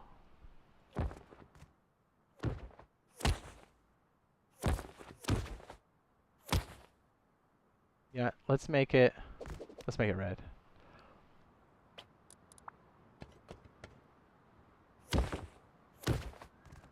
I don't have to make a big loop like this. I'm just trying to make it away from all of our combined stuff and then just have it come back to the wall where the battery is. So I hope it makes sense. I know I have a lot of unnecessary bends, but I want to keep it away from the other stuff so it makes more sense. So at this time of day, we're getting 58 units of power, which is great. It's charging this battery up much faster. I'll let that tick up for a second. The colors do help. I hope we get these initially, but you know, all the videos that I'll be releasing on this, we'll be using it on the PC because I think for understanding and replicating this, I think it's going to make more sense to have the colors and we have more access to things. Until we get custom servers, just know we'll be building stuff for both PC and for Rust console. So it applies to everybody that has electricity. We have more granular control, yes? 60 units of power, you see what I mean? And what's cool is, as you start to get more solar panels during the wipe, whether you steal them off somebody, gank them, or buy them at the outpost, yes, you can buy solar panels at the outpost, you're going to add more of these. So it's worth it to learn the root combiner because you're going to be combining units of power, or sources of power everywhere. So like, okay, we just added this solar panel. So instead of this red line going downstairs, we can add another, what is this? Root combiner to the solar panel here. Kind of just making it like a circular pattern here. So let's take this as, I don't know, black. Or just red since it's a combined power source. And then we'll make this one, I don't know, blue. So the new one we just added, oops, it starts over here because it starts on the right-hand side. So you see how we still had our main circuit up and running, but now we just have an extra root combiner going into the back of this one. Let me pull back a little bit so you can kind of see how the power is flowing. I don't know how, can you guys see that okay on stream? Because I know it's probably a little bit tiny on screen. Let me pull my big fat head back. There we go. And now everything going to the root combiner at the bottom center is going to go down to the battery now. So like you can just keep adding more things. And so if you get a wind turbine, you can do the exact same thing. So like learning the root combiner is key. So really you want to make sure that when you get a root combiner, just learn it. They're all like level 1 BPs. And they're 20 scrap.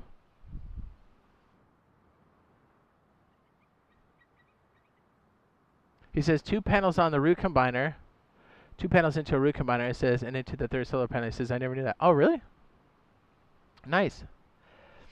I'm just trying to show like very realistic scenarios because a lot of times, I mean, you're fighting to get your first like 1x2 down, and if you kill somebody or get a brown box that's got a solar panel, you want to go home and set it up immediately because you want to start collecting power. So like a lot of times you start with just one solar panel facing one direction, and as you get another one, you add them. I try to go one the morning direction and one the afternoon direction, and then and then alternate. 'Cause ideally, you want to have one in each direction whenever you can. But like, hey, if you got one solar panel, just put it in the morning sun and start collecting the power. It's not efficient, but at least you're collecting some power. Consider it collecting a resource. Power is no different than a node, like metal, stone, or sulfur. Like, start collecting it now, because you're going to need it for the juice later. And now we can combine this bad boy to the big boy battery downstairs. So we have a total of 4 solar panels, which can run a lot, to be perfectly honest. If you're very frugal with your power consumption, you can do a lot with just 4 solar panels. And if you tuck them away on the top of your roof, it's low profile. If you have a 2-story base, or if you put those in the center, if you're down here, like, can you see those? Like, if I put a wall here, can you see those? No, you cannot. And if it's a bit taller and you stick them in the center, you're good. And yes, these are very, very tough. And I'm putting all this stuff on the rooftop. You would normally stick this like on the wall or on the ceiling tile below so people don't mess with it. And it takes a lot to bust up a panel. And they can't affect the cables. Unless they destroy the object that goes into it, you're good to go. So just keep that in mind. So now that we're collecting a hefty amount of power, which is really good. Look at that, 80 units of power, dude. What? So now this is collecting quite a bit of power. So now we have our lights here, which is realistic to have, right? Maybe not this many, but you'd have something like this.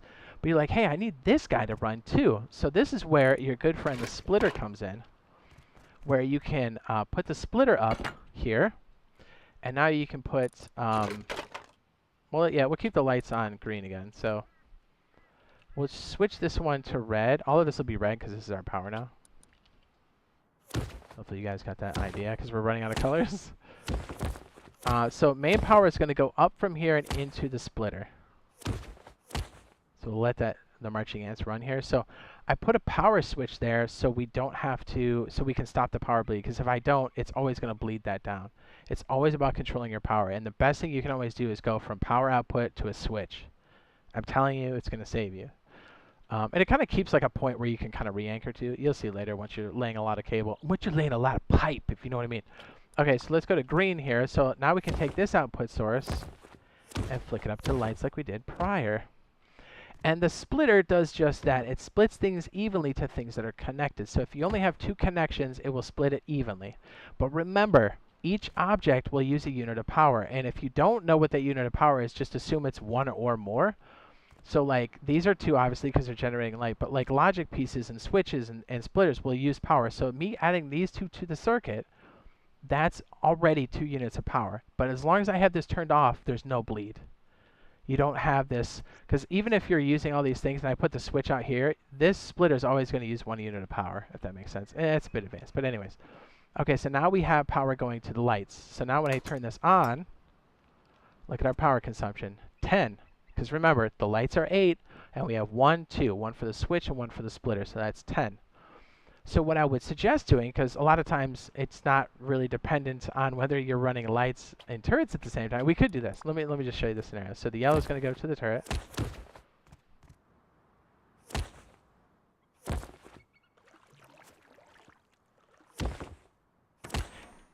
Oh my god, sorry. My things sped way up here. Okay, so when this is on, they're all on. So the turret's on, the lights are on, and it's using a lot of power, 20 units of power. Remember, our maximum output is 50, so we're almost halfway there. So you really want a lot of granular control over a lot of the power outputs. So what I would suggest doing is, and for turrets especially, because look, when these run out of ammo, even if we don't have the customization option, you need to be able to turn these off to reload them, and to turn them off so it doesn't kill your friends. To reauthorize, you need to have them shut off, and to reload them, they need to be shut off. So what I'm going to do is relay this into a power switch, and then have this go outside. See the turret. Sorry, those cables are crooked. I'm sorry. Those cables are crooked.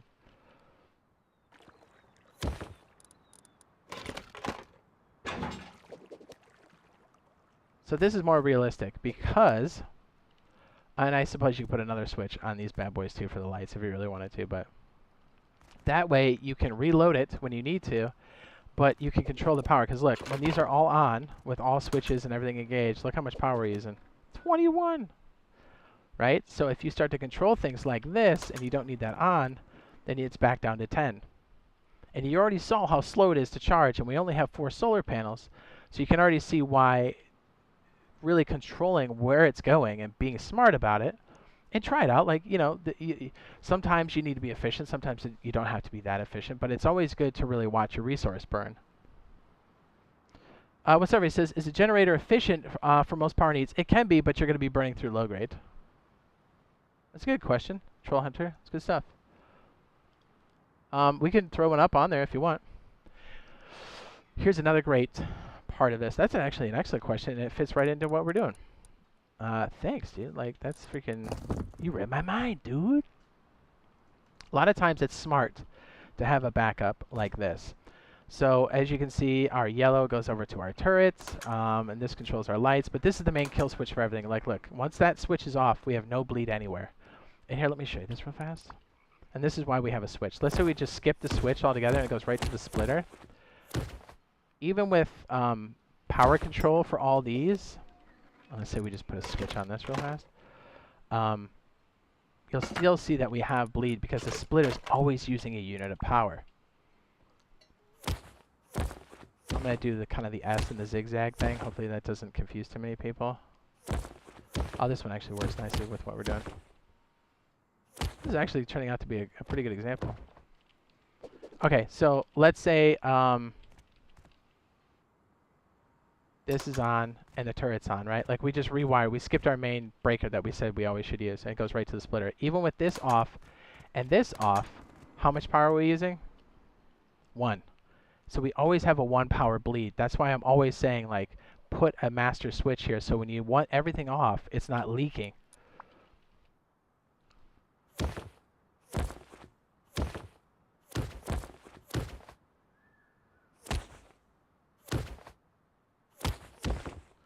So even though everything's off now, it's completely off. But even when I go back to switching this on, well, we're back to 2 because this is using 1 and so is the splitter.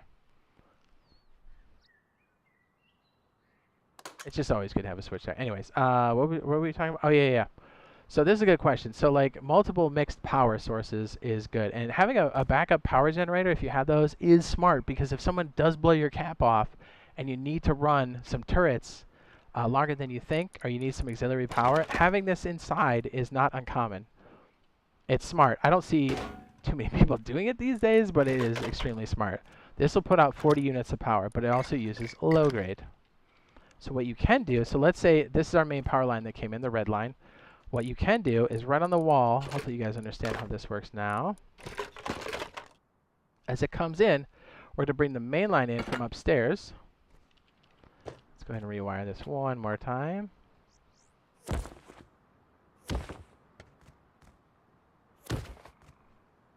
But as it comes in from upstairs, there is you right click and then it brings back 1 point, which is really nice. I hope we get that, but I doubt it. So that's the upstairs power that just came into the root combiner. And then you can have your auxiliary power come out of your power out of your generator when we do get those at some point, which will go right here. So right now our power outside is 70. If this is turned on, this is 40. So 40 and 70 is 110. So now we have a boost in power coming to the main battery.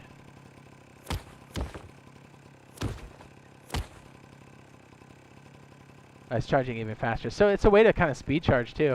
But then look, I can shut that off and everything's still running. And also notice the face of the root combiner is changing. See how that top one's green? Is it not? It should switch this over to green too. What? Okay, well, these lights should turn green as the different inputs are actually lit. That's very bizarre that that's not lit. Did they change that? Well, for us, these should be green when they're all on. That's bizarre. I don't think that's right now. That might be a glitch. Anyways, when they're lit, you know that they're actively taking a charge. So it's a nice way to kind of boost. But like a lot of times, you save this for If your stuff gets blown off on the top, you can run this and still keep some charge going. Like you've got your battery, but then you also have a little bit of charge coming in. And you can daisy chain these the same way you daisy chain stuff upstairs. You can put multiple generators and daisy chain these together in the same fashion. And it's all with root combiners. So in this case, I like to stack them visually because it makes more sense when you're trying to troubleshoot it, but also for understanding. And I like stone because it's almost like a grid system that's built into the, right? And it kind of helps you line stuff up. And for the same reason, you can do that. And then we can put this going right into the battery again because it's still coming from outside. This is a nice like backup unit to have right here. You'd have to go trigger these on automatically, but there are, or I'm sorry, manually. But there are ways to trigger these as well. There's actually a trigger input for these. Here, let me leave this on so you guys can see this. Marching ants, they help. What's up, Off-Road? It says, good morning to everybody. It says, good, good. Thanks. How you doing, Odin? It says, love it. Looks great. Does that help, Troll Hunter? He says, what's the low-grade consumption like? I want to say 4 hours pops into my mind, but that seems like a while. It's either 2 or 4 hours, I want to say, for a full 500.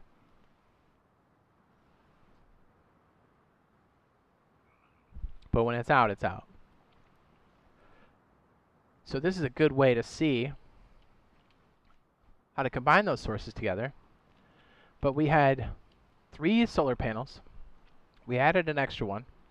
Then we added a different power source in addition to the solar panels. We divvied up the power to use lights and the turrets, and a way to control power by using a switch. Not bad, not bad.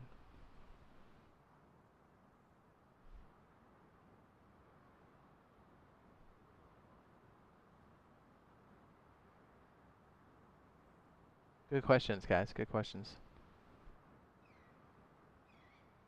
That's why I love doing this live, because like you guys have good questions, good ideas. We work it out, man. We work it out.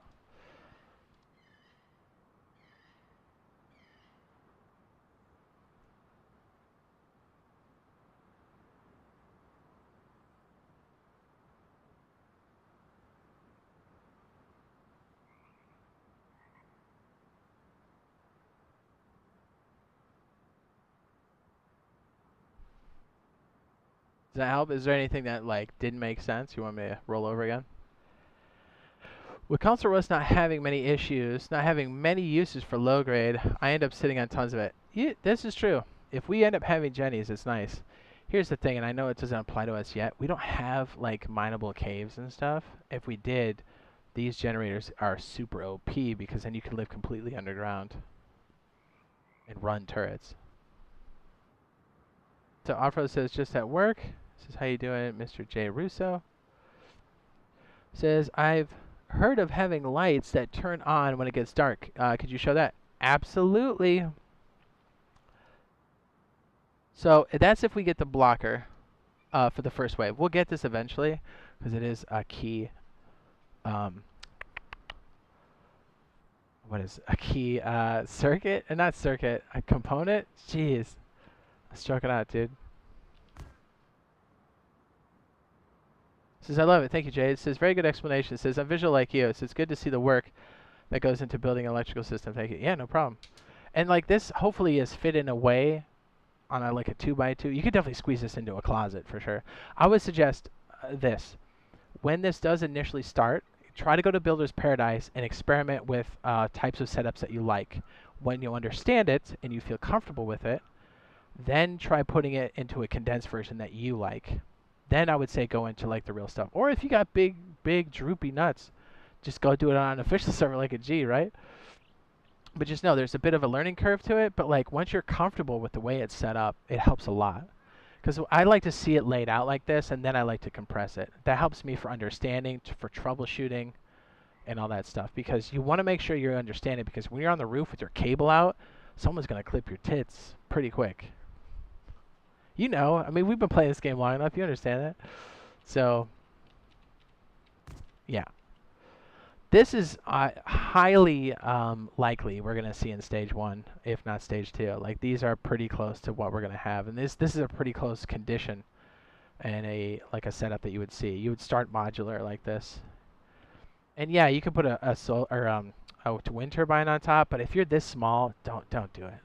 Right? Like, just it's just asking to get shot in the face. Plus, you need these to be taller to make these more viable for you.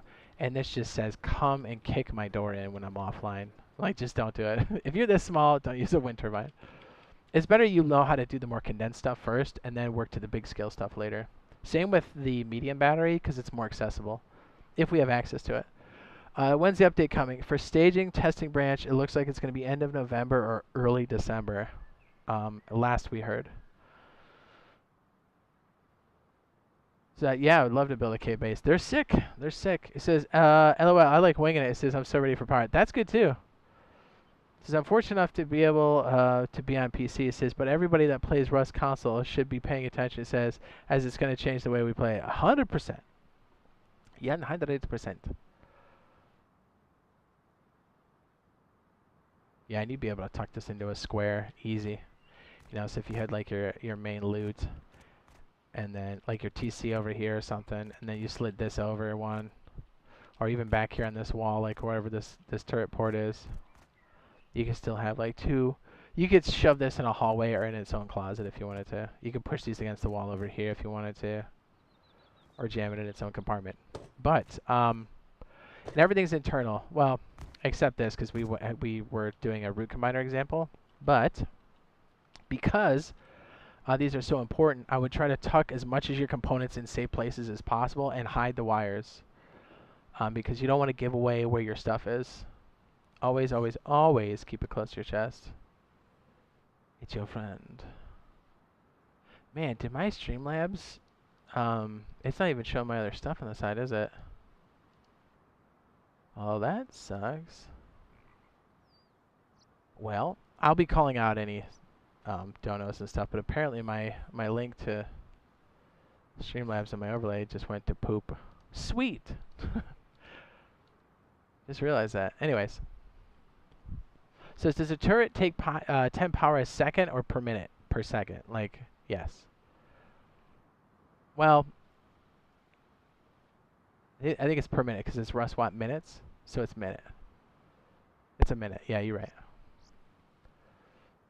What's up, Trolled? It says, what's the durability on solar panels? They have like a resistance to shit though. They're 100, but they take quite a beating.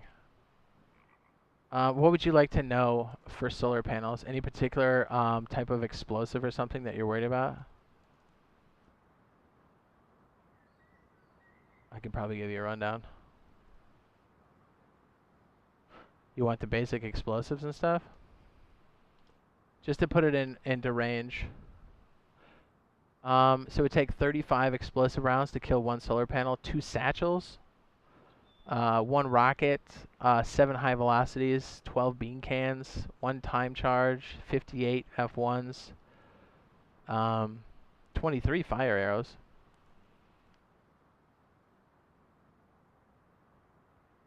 So yeah, a decent amount. So if you have it kind of like on your rooftop and kind of set up, most people, they're not going to mess with it because it's not worth it. Melee gets pretty obnoxious pretty quickly.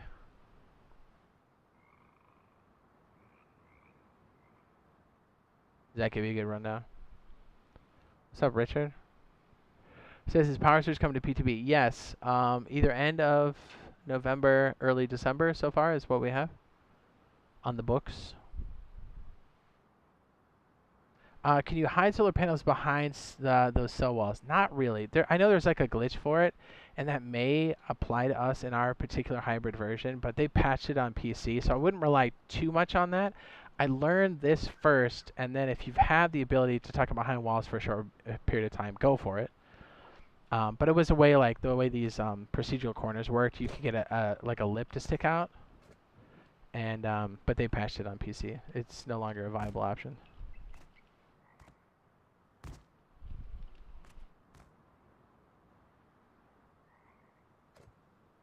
What's up, Shane says thanks. No problem.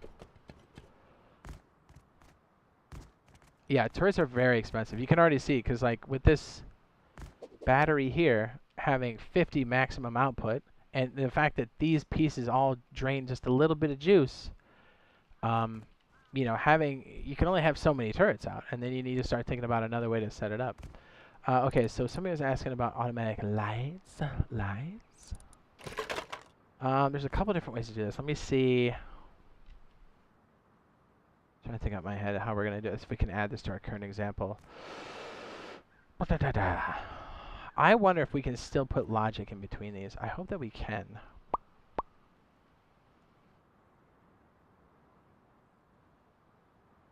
Because if we can, that would be stellar.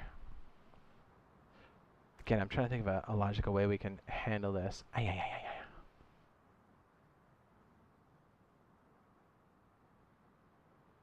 I guess we could do this. Okay, so instead of a light switch here, what we could do, hopefully this works. All right, so these are a little weird. They're inverse. They're the opposite of. And this is going to get a little abstract for sure.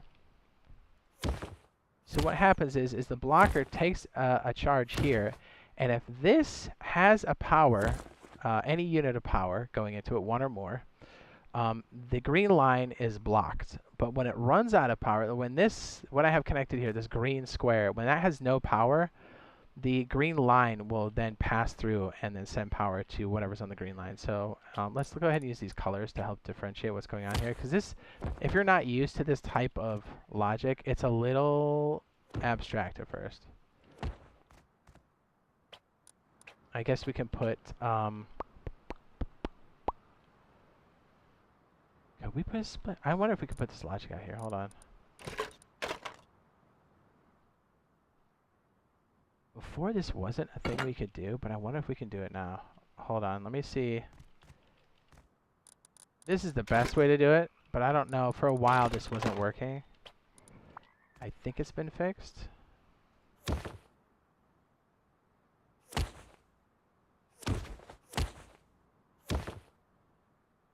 want to say this is right. Okay, good. It is doing it. Okay, so as the day diminishes, we've got two extra pieces here that are a little goofy. So we know what a splitter does. It splits things evenly, right? So our input here is, help if I turned it on. Our input here is 49, so it's going to split that evenly between these two because they're connected. Or potentially that's the power line, so they can max out at 24 apiece. But here's the thing. This is a branch, which is kind of like a splitter, but more controlled. A branch is just a split, but it's a controlled split. You've got your left side and your right side. Left side is the branch. You set that value here. It can only go to 2. This lowest is 2. You can go above that. But so like what happens is when you dedicate whatever this number is, let's say I set it to 12, it always will use 12 units of power to the left. It takes priority. So like look, our output now is 27. Let's say I put this up to like, oops, I didn't mean to do that. Let's say our input now is 40. Let's say we set this to 38. This is always set at 38, so you always have a bleed coming off of this. So that's another thing to remember about the branch. So now that it's 38, it takes the remainder and dumps it to the right. Right is the remainder, left is the priority. So you want to be careful when you set these because you're setting a constant value for this. But in this case, it's going to be used to control our light condition. So setting this for 2 is a nice trade-off for that. So what's going to happen is, as long as there's power running through here, and again, the left side is priority. Let me just go ahead and make this like, would yellow make sense down here? Yeah, let's do yellow. Or is that, you know what? That's green. Let's make that green. I'm just trying to do it for understanding. So what this priority side is doing is it's creating the condition to say like, look, we have power running through the line here, because this is priority. If there's enough power to power the 2 units of power that's needed here, because that's as low as it goes. I wish we could do 1, but we can't. So as long as this has 2 units of power, or enough power running through this line at 40, as long as it has 2 units of power, it's going to throw it to this green line, which is going to block this from turning on, which is currently turned on, and our lights will be turned on. Okay, so what that means is, This is going, I know this is pretty abstract. So this is, remember, this is our root combiner stuff, our power input. Before it gets put into the battery, it hits this logic piece or this branch, and it's taking 2 units of power. So it's basically saying, is your power input hot, like your solar panels? Are they actively taking power, yes or no? And as long as it has more than 2 units of power, which means they're on, this won't turn on. But if this sun goes down and there's less than 2 units of power on our solar panels, I know this is getting pretty wild, right? This will probably do it. We have 40 units. Give it a second. It'll catch up. This is a server command, so it has to catch up. Oh, you can see the sun going on. Haha. Branch to the block. Yeah, but for the longest time, I'm like back from the olden days. We may not have this circuit available if we have like really reduced implementation to start with, because for the longest time there was a rule that you couldn't put logic in between branches, or I'm sorry, combiners. And it's been like that for so long, I just kind of forgot. I always second guess myself on that one. We're just making it more later in the evening.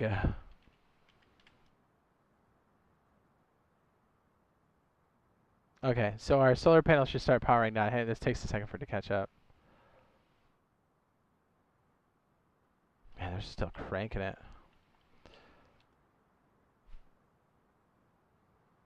33, 26. It's starting to drop. So what's going to happen is as this goes down, if it goes below 2, these will power on automatically. We'll just wait here. It's going to be pretty quick.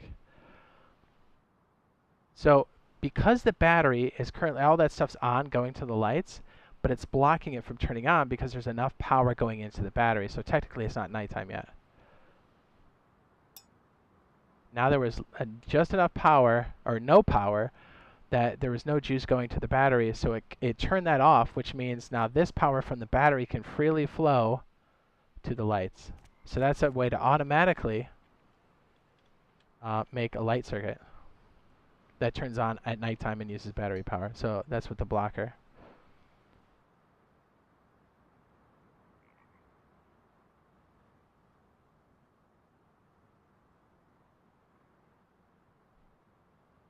You can even see the lights on the components turn off, which means it's going straight to battery power.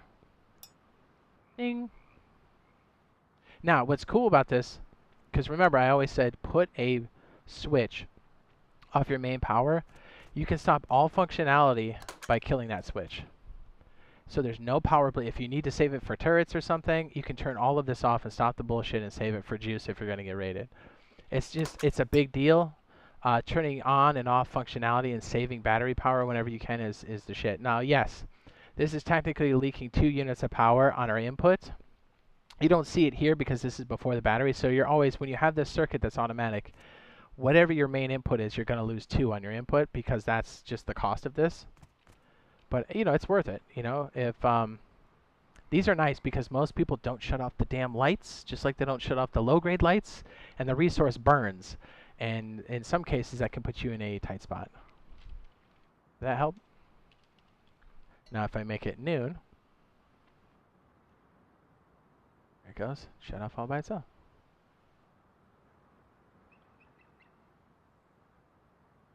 Richard said, thanks for showing us all the power knowledge that you have. He says, so hyped for Power Surge to come to Rust Council. Same. Thank you, sir. JavaScript Kid says, okay, thank you. Roger that. I've seen BioLazer hide behind the honeycomb. We got to that one. Can't you hide them under foundations, or is that the same patch? Same idea. We might be able to get away with it. Like I said, learn it on the basics first, and then try that stuff later. Because ours will be a hybrid or whatever. But they did patch it out of PC, which means it's eventually going to be patched out, or it will be patched out for us. So whatever time you have, if any, will be limited. Misha says, what about doors? You have a more specific use case?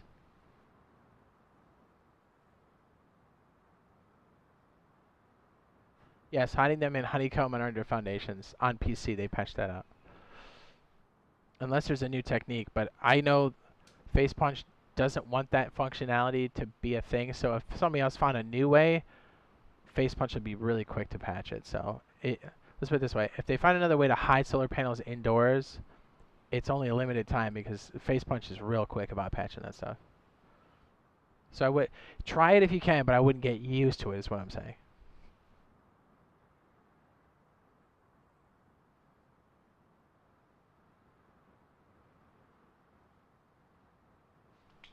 Butt cheeks.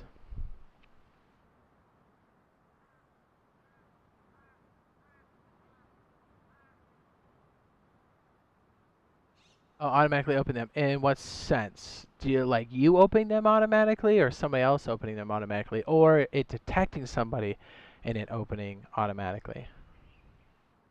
How about timers, Jade? Yes. What about timers?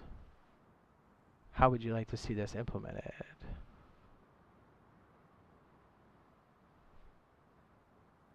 Like, you want the lights to be on for a certain amount of time and then shut off? Is that what you're talking about? Do you think we'll ever get our own Rust Plus app? I hope so. I know because everything's so like, we're just trying to get power surge. Let's put it this way. So they haven't said anything officially. I think it's somewhere in the future that should be a thing for us. Why I say that is on a Rust Plus application now, there's room for other platforms to plug into it. Does that mean we'll get it? Not necessarily, but it is available there. So I think we would use the same application that's currently in use for PC. It would just plug into our platform. So like, what do I mean by that? So when you sign into Rust Plus, it has you link up your Steam account, but then you can also equally plug in, you know, it can route you then to your PSN or your Xbox Live. So like it can deviate on the front end. And I don't think Double 11 would have to maintain much other than the first implementation, I believe. So when it's viable and those components work on the server and on the consoles, I don't see why they couldn't. Again, it's not as easy as flicking a switch, but I know it's a really diluted answer, huh? It's possible. Have they said anything officially? No. Do I think they'll do it in the future? Yes. Says, I was watching some dude and he reconfigured garage doors. Go through them in a base. Wait. It says I was watching some dude and he reconfigured garage doors and got through them in a base he raided. What? So he raided.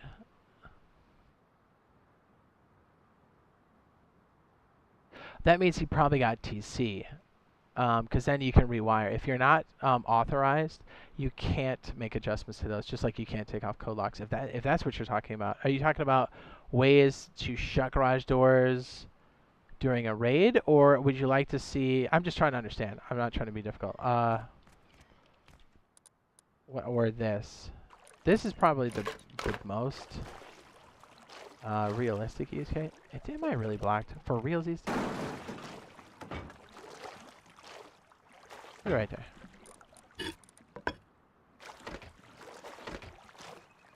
But you're talking about like to open up like Terrapay doors and stuff.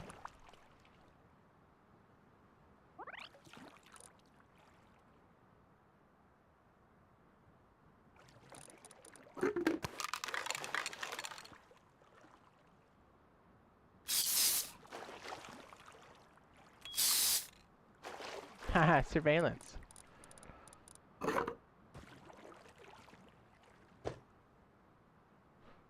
Says when I asked on the official Discord, one of the mods said they would probably have to make a new app. The mod said that on Discord? Okay. The mods in Discord are not the same people as Double 11, the employees, just so you know. They are not the same. Like, I wouldn't really put a lot of weight in that answer. Because they're not, but let's put it this way. The Discord that's the official Rust Discord is primarily run by just internet people and not like, yes, Discord owns it, but like it's run for the day to day by just normal people. So they don't have any more insight than like you or I have. And in some cases, some particular mods are way off base. I don't want to throw them all under the bus, but there's a select few that are really, let's put clouded in judgment.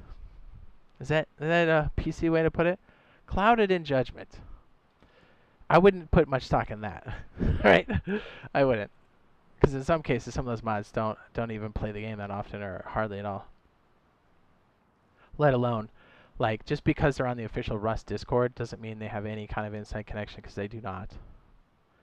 Let's put it this way. Double 11 comes in and posts announcements there, and they don't do much else. They'll come in for like testing events and like collect some data, but like they literally don't run the Discord. So whatever goes on there, consider like any other Discord by like anybody else. Do you know what I'm saying? There's only a few pieces of information that come out of there that like are solid, but for the most part, it's kind of up in the air. Does that make sense? Again, I don't want to throw them all under the bus because there's definitely some good dudes there, but there's definitely some rotten eggs. It says if you're to get raided, can you have like 2 solar panels in a 1x1 as a decoy, but have your main solar panels in your base to run everything? Oh yeah, 100%. That's a good idea.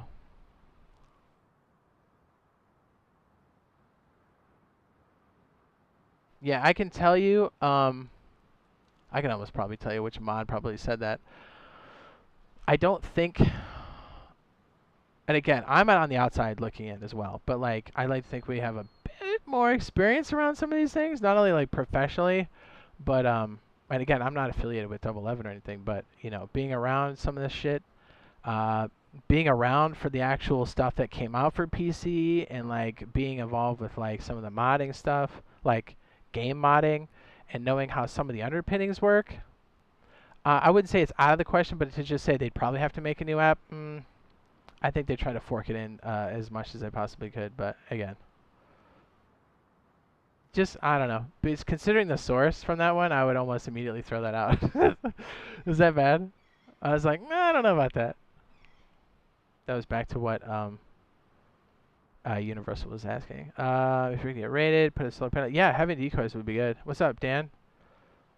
It says a bit late to stream. Yeah, sure. Waffles or pancakes? Ooh. Probably, I mean, they're both good. Don't get me wrong. Probably waffles because you can heap more butter and maple syrup in the pockets. And you can do chicken and waffles. Woo! But you can also do chicken and pancakes too. I'm just saying. The answer smelled fish. What? Let's put it this way. I hope, to go back to what Universal was saying, I hope we do get Rust Plus at any level. It would be good for the player base. Let's put it this way. If you got rated, you would know if you were connected to Rust Plus because even without putting any electronics in place, it'll tell you when you die. So if you signed out in your loot room and you died, you know you're getting raided. Although that's probably a bit too late. But if you signed out in other areas, you would know when you got killed. So you would know to like sign in. And then if you did like our smart alarm stuff that we set up on PC, was it? I forget what the short. Is it smart alarm? There is a way with Rust Plus to connect your walls and stuff to like it detects when your walls are destroyed and it sends a message to your phone and you would get a notification. So let's say you had all of your walls wired, all of your walls to like your honeycomb wired to send you a signal when you got raided. So if a wall got destroyed and you're offline, or if you're online, your phone will ring and say outer perimeter breach or whatever message you put in there, and you know to sign in or to get back to base because your outer walls got destroyed. Is it smart alarm? Which one is it? Is it alarm? Alarm?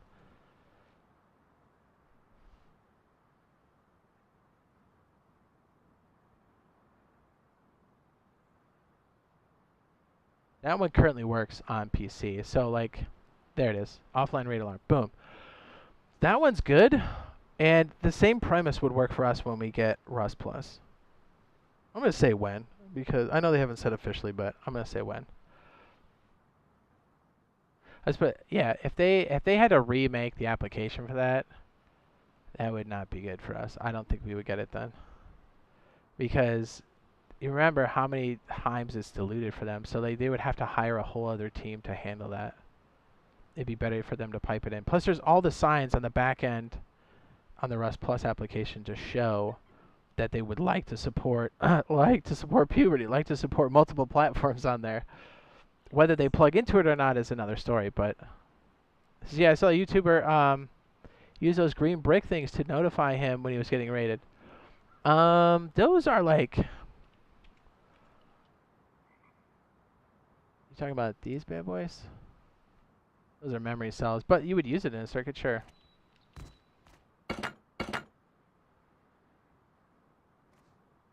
It's pretty cool though. There's so many neat things you can do with it. And so if you're like a solo, even if you don't have like a whole like setup for it, you would know if someone was raiding you. Like if you knew someone was going to come in a certain way, put your character there, and then if you got waxed, you'd be like, hey, you know, a person killed you, or a bear killed you, or so-and-so killed you with C4. You're like, oh, I'm getting raided.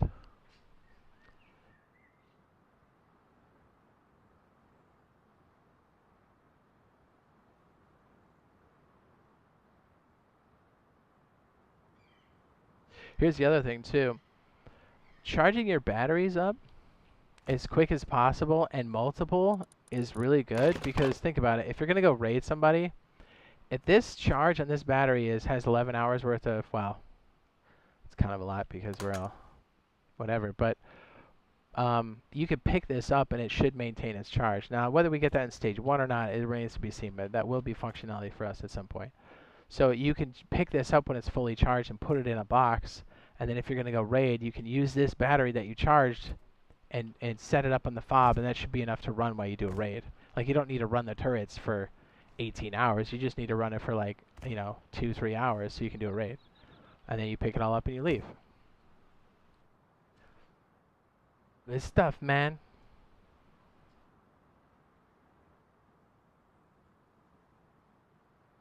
What else were we going to show? Somebody asked about the automatic lights, which is dope. You're inspiring me to log in and mess with electric. Do it. It's so worth. I had another piece we were gonna do. I can't remember what it was. We're going through this. Yeah.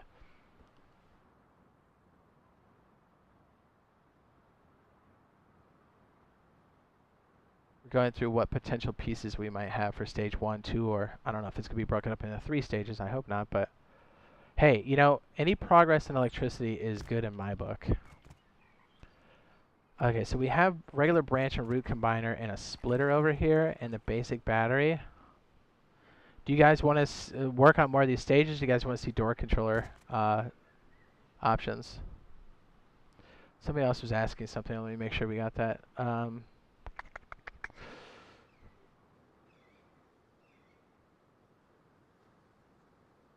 It says, yeah, and put his own TC down and then rewired electricity and got through all the doors. Oh, yeah. So, like, that's probably, if most people, if you're going to have your electrical cupboard pretty deep in your base or next to your tool cupboard, because it's so valuable. Because if they got your TC, then they could just rewire your stuff and open things. So yeah, that's more on the rare side, but definitely possible. Yeah, if you guys take one thing away from this, it is charge your batteries as soon as possible, no matter what you have, and to hide your wiring, 100%. Like, if you have a turret somewhere, I hope that anybody that's watched my live streams doesn't do something like this, where, like, let's say there's a turret outside and they do this. They're like, hey, here's my turret.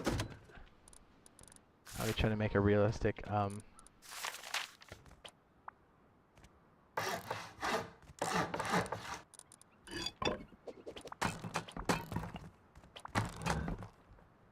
I would hope that you wouldn't put something down like this where, and yes, this is easier to do, but I would strongly advise against it. You can clip through walls and just attach them, kind of like Arc style, but like this is bad for a couple reasons. Well, they know when stuff's plugged in, but it almost points towards your electrical cupboard.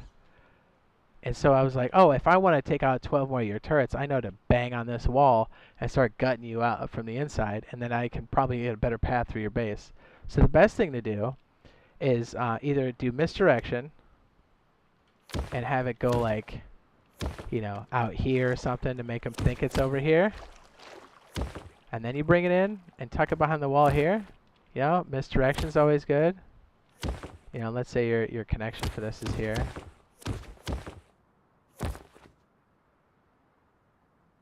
You know, instead of pointing to your cupboard, or just hide it completely. That's usually the better way to go, is just hide it. But try not to have your cables just going into your cupboard. Or do it, and then anybody who watched our stream here will know how to raid your base pretty easily. And here's the thing, even if people attack your power sources, you've got your charged batteries to keep things running for quite some time. So having a decent power supply and understanding what your drain is very important. Yes, you can just throw up a bunch of wind turbines and usually have most of your turrets running, but those bases are super easier to carve up because I pop one of those wind turbines and I can start walking in.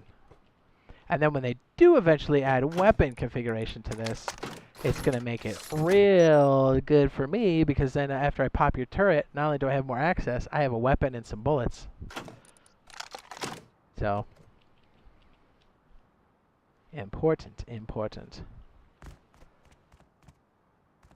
So the green brick thing is to notify him. That's one way to do it, because the way the green bricks, their memory circuits, they have a weird way of like making power go further instead of using or consuming a lot more power than other stuff. So like, you could use these as the sensors, sure.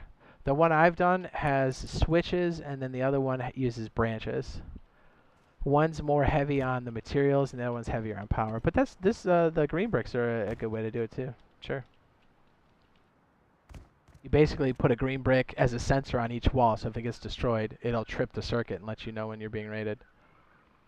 And having offline raid protection or just raid alarms are good even if we don't have Rust Plus, because if you have multiple bases, okay, so let's say you're, I don't know, you got a decent sized base, but you have like a farming base somewhere else, and you're online doing stuff, it would be nice to know when your farming base is going to get raided, because you can catch them and then get their gear. So having an alarm go off on your main base, if your farming base is getting attacked, would be nice.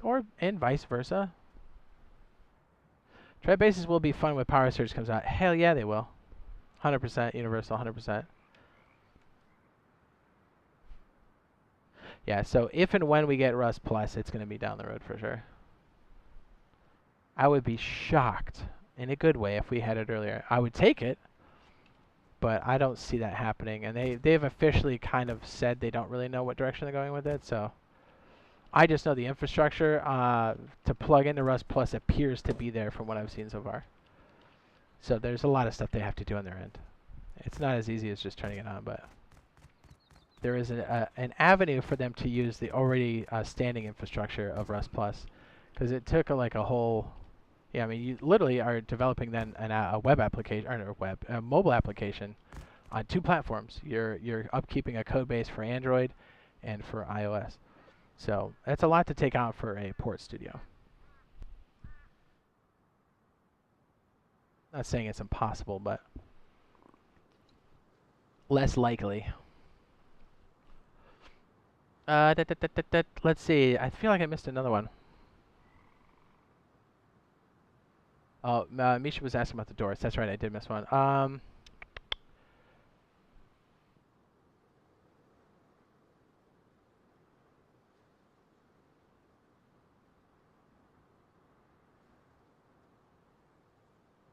Did I answer your question, Misha, about the doors? Or do you want to see how they automatically open? Yeah. Oh yeah, we'll continue this list while we're waiting for more questions or for clarification. Woo!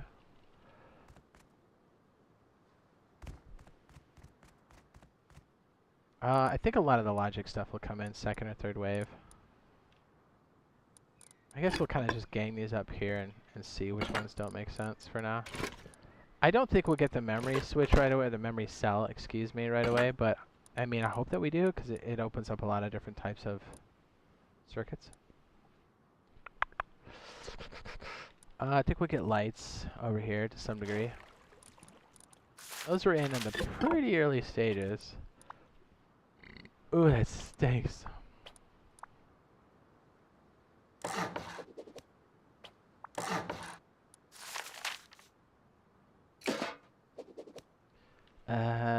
Let's see. I feel like we're missing some big ones here. I kind kind of think that the lights and stuff, like the sirens, will be on the next one, like stage 2, because it kind of seems extra. I don't know. Like you use them, but like you don't use them. You can use them for some build tricks to like step on or do whatever. I'm sure you guys have seen some stuff like that on the internet, you know, around.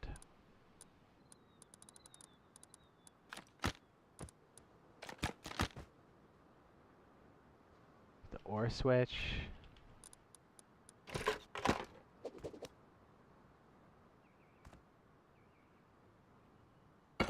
There's XOR, right? Yep. I already have the ore switch. And or XOR. Is it? I feel like I'm missing one. Is it? I guess. I thought there was 4. I was thinking of real logic gates. Nor. It says, do you have any more base builds? Yes. Have you seen the wedge? Have you seen the bilge? Or the arrow? It says, Dan Wheeler was asking when Power Surge coming out to BTB. It says, I already know when, but I think you answered him. Yeah, I mean, hopefully the sooner the better, because that's good for everybody. The player base needs it for lots of reasons. I really hope we get that heater round 1, because living in the winter biome will be so much more enjoyable. This is going to be a thing. I know it's currently in the game, but to implement it might be a little bit different. These are big ones.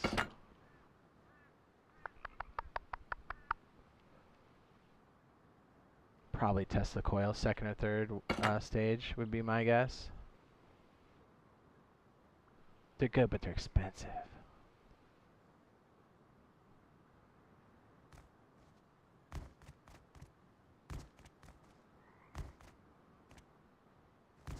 I feel like I'm missing a big one here.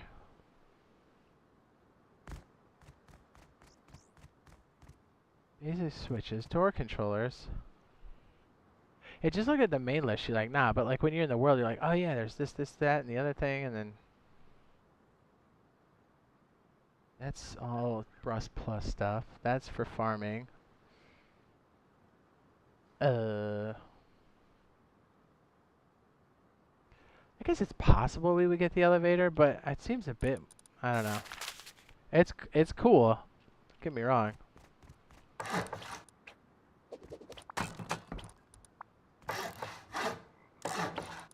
It just seems like, I don't know, we wouldn't have to have it in the first place. I feel like there's other electrical stuff that's way more important than this. Nice to have. That might even be 3rd, to be honest. I'd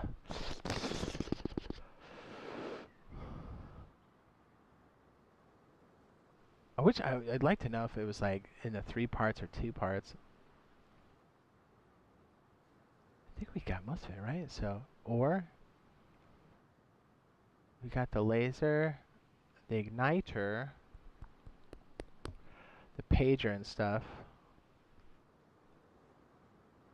I mean, this is kind of up in the air too. Although I keep seeing, I wonder if they are going to add this, because I keep seeing the damn cameras in the world now on main branch. They would have to literally shut the viewport down where you're standing and like click it to the other one. It's going to be so painful for core systems though, to run this part of it.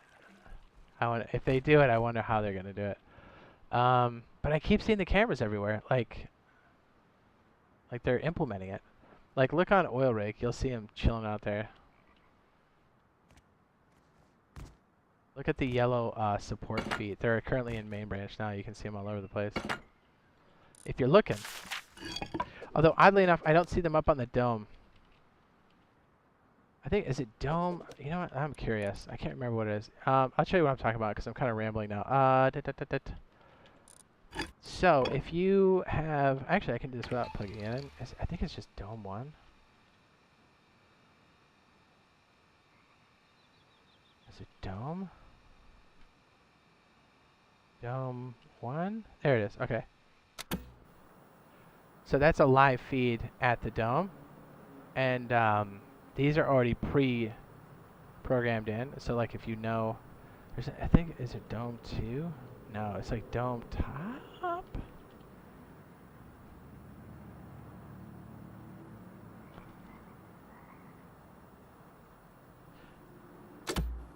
So one way to know if they're going to implement this, or a way to do it, would be, let's find the dome on the map here. I think it's, is it over? No, it's kind of far. You'll see a long pole, and you'll actually see it on top. But they're so tiny in the grand scheme of things, you kind of miss it. But like the fact that it's sitting on the legs of oil rig makes me feel like either they were playing with it or they plan on bringing it in later. But we don't see it on the dome, so it kind of makes me lean towards maybe later.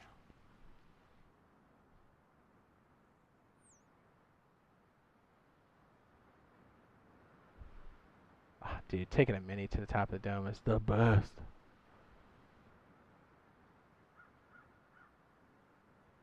Like, let's go check for dome loot. Okay. You just fly out there, dude. Yeah, you see it? I think there's a pole sitting up there now, but I don't think the camera's on it, if I'm not mistaken. See, you actually see it. That's the camera we were looking through on the rooftop. And if you look downstairs, you can see the same thing. But what's crazy is I don't see these currently in our dome, but I see them on our oil rig on main branch. They've been in there for a while. They've actually been updated with a couple like passes or whatever, so it makes me, they're actively touching it, which makes me think that they're keeping it in for a reason. Where's the other one? It's a little sneaky, right? Is it, I want to say is it like up here somewhere?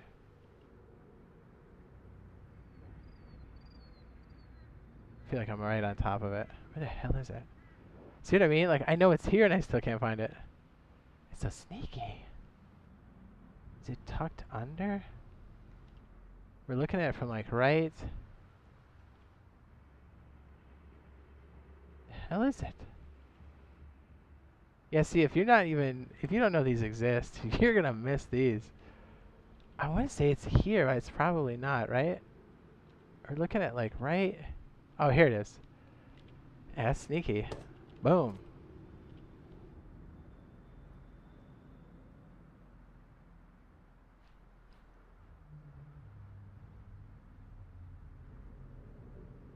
So you'll see these all over the place. But if we start to see more of them, it's probably coming in at some point. That was a bit of a detour, but yeah. I hope it was worth it. Oh. Where are we at? Are we over?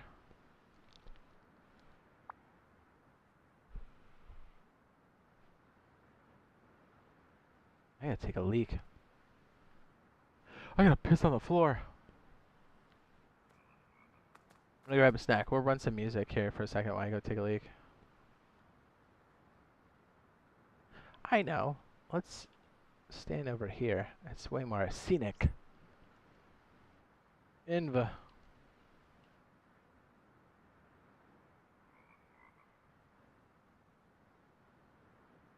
What was the time again?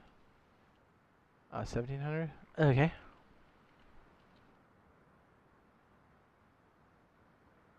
So yeah, I think the next gens could handle the camera stuff. The computer station is what it's called officially. But the core systems could do it, but they'd have to really knock off a lot of stuff, and the viewport would have to completely shut off in the current region they're in. And there could be some exploits around there where things could render and unrender if they did it quick enough, because it would be such a slow transition, because you're essentially turning off one version of the game and then turning on the other, and then turning that off and then turning on the one you were just in.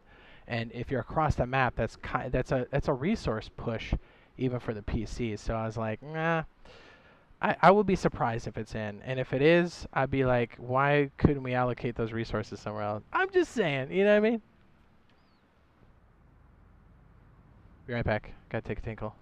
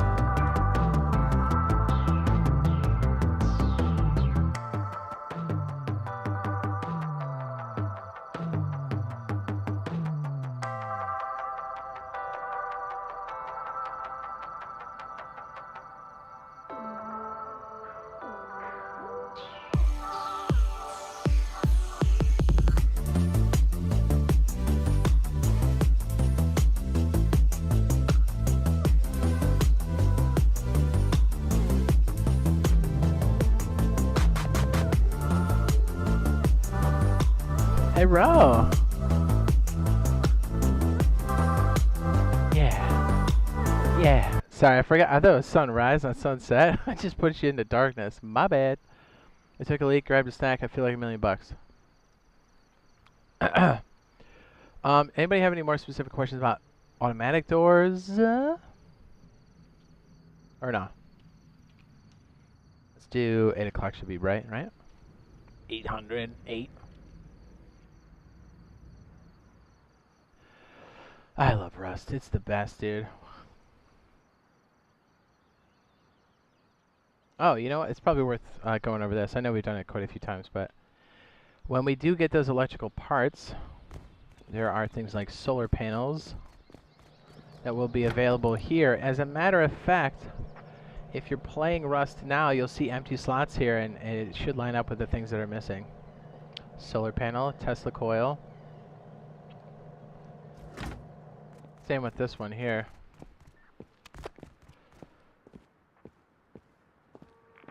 for a second. Yo, settings, Sensei. Sensei? Sensei? You can see some of the missing slots on ours are be for the pager and for the transmitter. Settings. You trying to see what server I'm on, dog?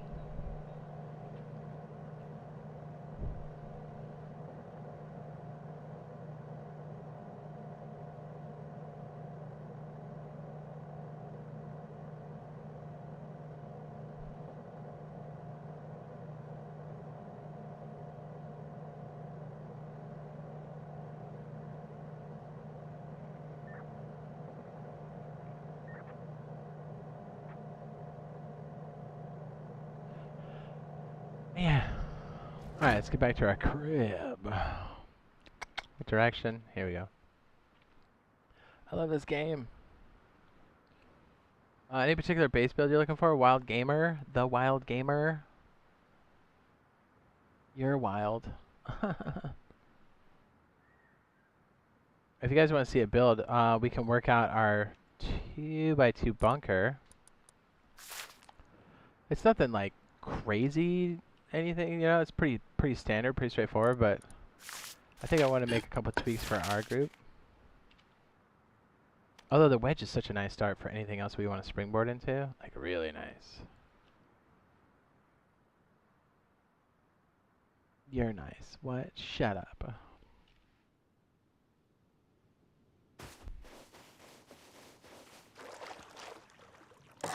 Wait a second. I wonder if we could do the wedge mechanism for a 2x. I don't see why we couldn't, right?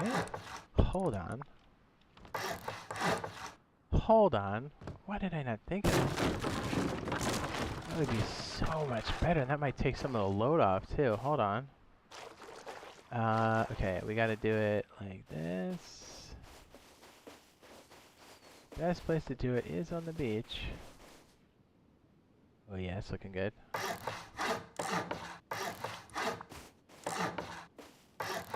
Ooh, baby. Could we just do right? Okay, let me see if this, hang on a second. Let me see if this is cheap.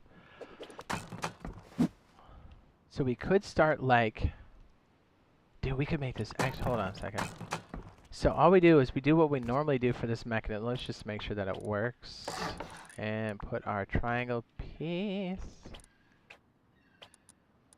Roof triangle. And then, what was the other piece we need to put up there? Oh yeah, it's this one. As long as we can triangle these. Oh, come on. There, okay. Yeah.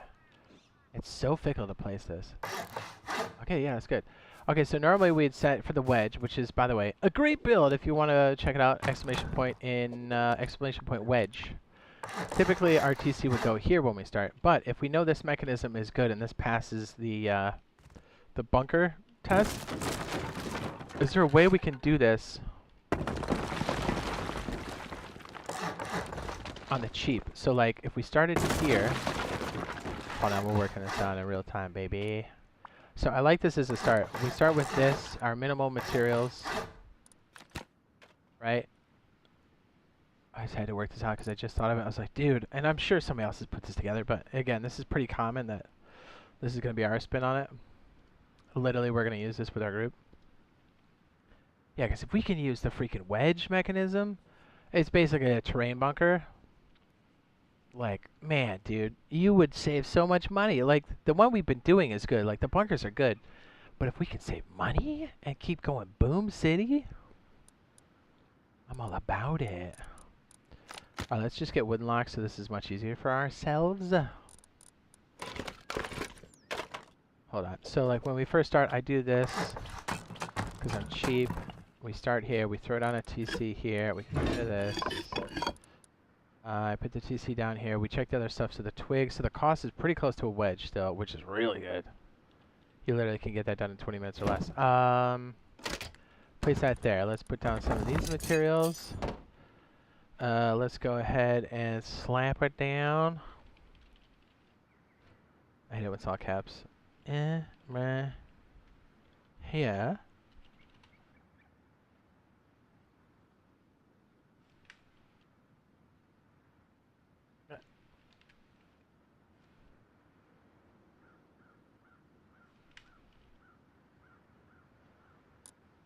Okay, good enough. Okay, so if we start like this, we move that over there, and then we start with a wooden door because I'm not made of money. So what if we did almost like a wedge, but we extended it with the twig here, so we know all this passes. So literally somebody can come by and destroy this. It doesn't matter. Oh my goodness, we could so do this. If we, oh yeah, dude. We keep this wood. I don't know why I didn't think of this before. It's like a no-brainer, dude. No, not that. We're not made of money in the beginning. What are we, rich? Keep this wood so you knock it down later. Keep this as a wooden door, single. Whew, baby. So what's another word for a bigger wedge or wedge? Because if we made this for the 2x2 for the group, we'd have to... if we can play off that name, that would be great. Dude, that's money. That's money, dude. You wouldn't be able to lock the bunker up immediately, but if you have like 2 or 3 or more people playing, you could easily get this going. But like you could do this to start. Ooh, yeah, I like it. So if this is the first phase, which is totally doable, what does that next phase look like? So really you'd have to hit phase 2 before you can lock the bunker up, but that's fine. That's reasonable, right?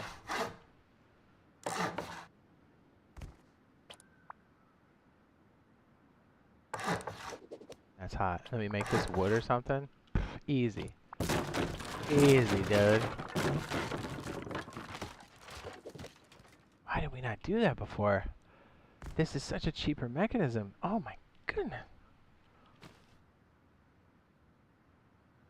Well, we were gonna, I mean, I guess we can always build out the other version of that, but dang, dude. So if we did this, this will be our stopgap. If we really wanted to, it would just be cheaper to make the wall here and then cap it. Right, so these are 300 a piece. These are 150, so that's 300. So we're looking at 900, and then so 1200 for this. So 1200 for the extension. Technically, we can still make that wood if we really wanted to. Probably make that wood.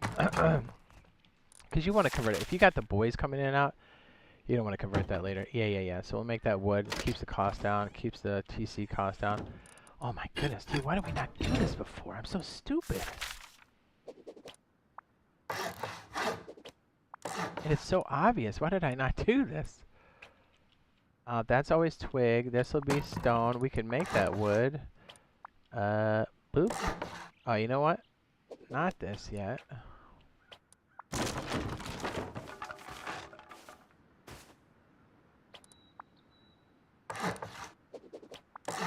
That's for later. You don't have to do that. I'm just trying to remember. I've done it so many times now, I keep forgetting to do that one side, but I think it's so important if you want to do some crazy expansion later. You can put this down here. This literally can be wood if you want it to be. That's stone. This becomes stone. Let's just see what this costs. This is quite reasonable.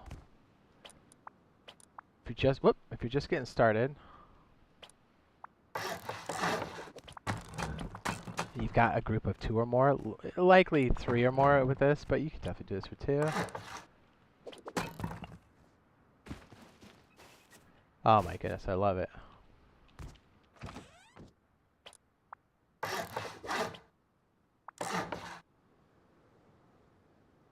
That could stay wood. You can make this stone, sure.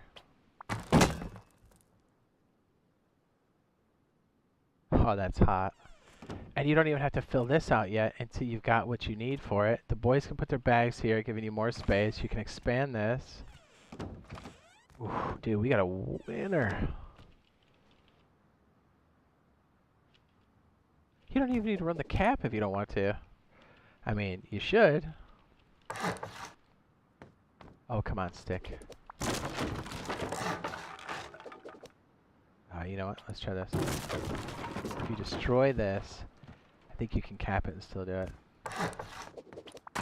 Heck, that doesn't even need to be stone. That just needs to be like wood.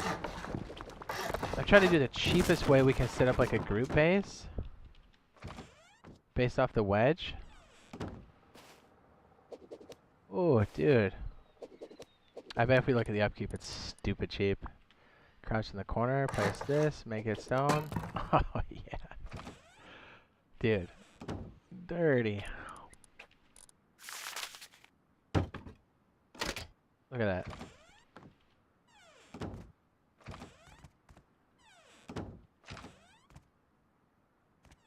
What's the upkeep? What do you think? Oh my, it's a stone node and a tree. Get the fuck out of here, dog.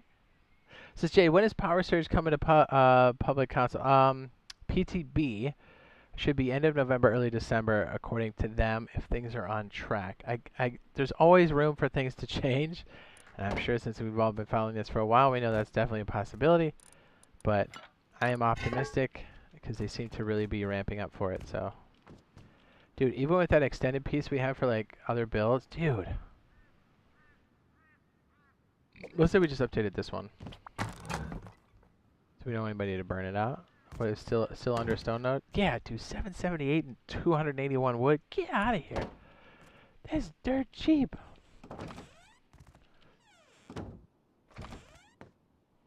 Oh my goodness, that's so dope. You break this, bunker's open. Oh my goodness. A brick wall says, oh, thank you. No problem. Dude, that is beautiful.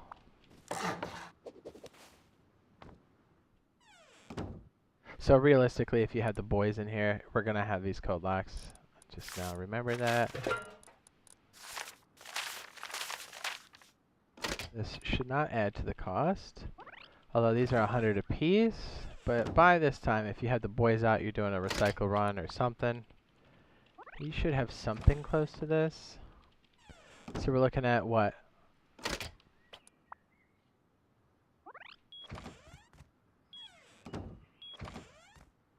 You know what? If the boys are on, I guess you could make these just stone, and then you can pick them out later if you really, really wanted to.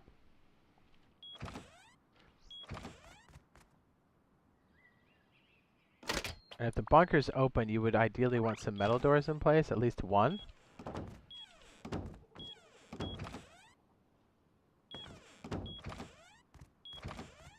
Wait, that's 1, 2, 3, 4, 5. So you need 500 metal fragments for the basics, right? So half a K, 5 hundos. And that's for all wooden doors. Let's be honest.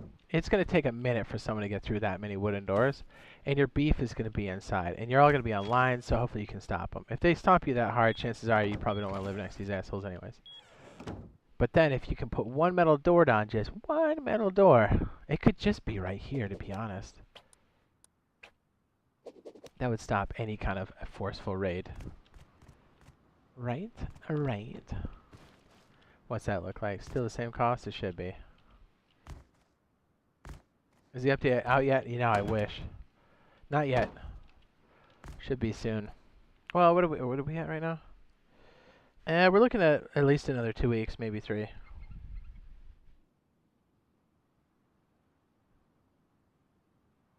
Hang on a second. So yeah, next week is the IAE for Star Citizen.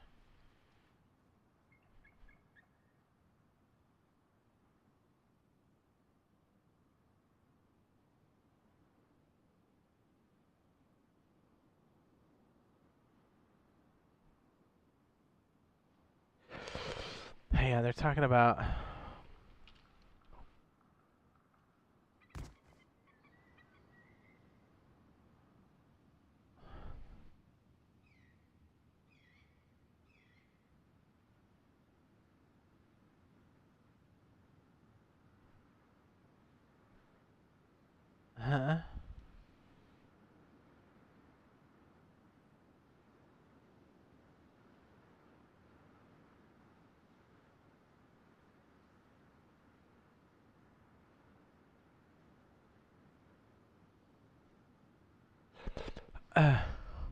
what's up, Rob? He says you're finally streaming again. I know. I don't want to jinx it. You know what I mean?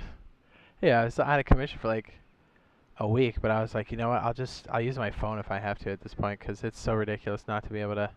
Hey, I was reading something from I think it's from CIG, which is Star Citizen.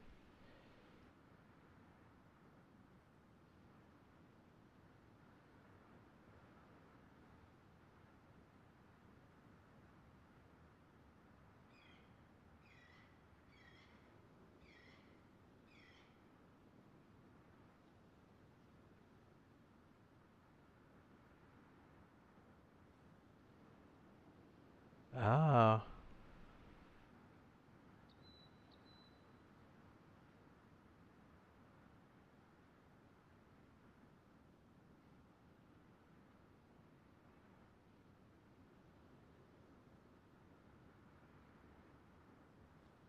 There was a ship data mined or whatever. They're talking about how it got out. Okay.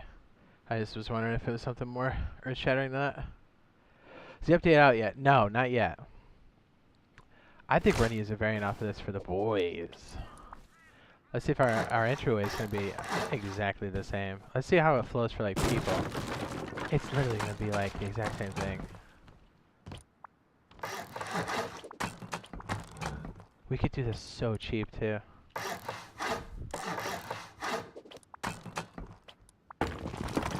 And honestly, the way we do this is going to make it look so booty cheeks anyways. No one's going to want to touch it. And honestly, if the boys are on, it's not going to take very long to get this up and running like this. So the metal door could just be right freaking here, dog. So that's 150, 250,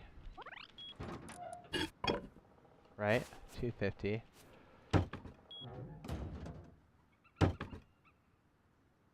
450. So almost 1,000 metal fragments,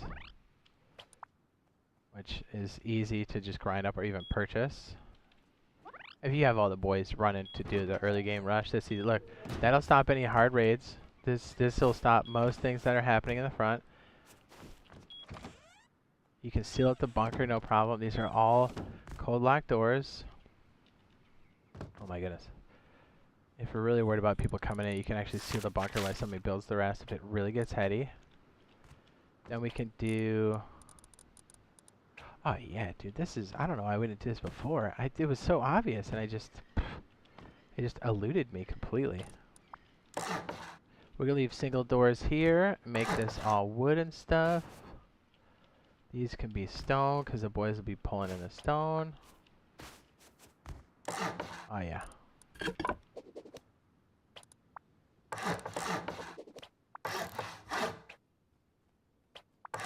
Dude, sick.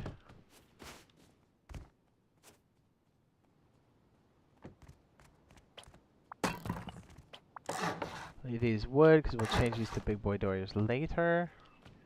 Honestly, if we don't have the stone, we can even make that wood if we really needed to. You know, let's make it cheap. Why not?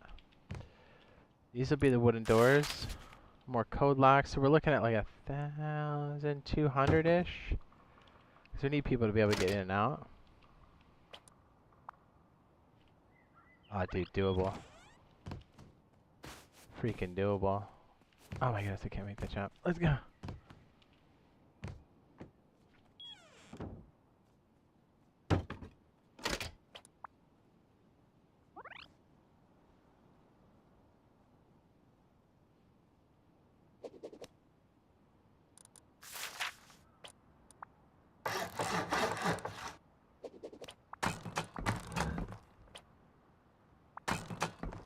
Trade 900 for this. Then back to 1,200 for this extension. And then realistically, we'd have to make that stone. This could be wood.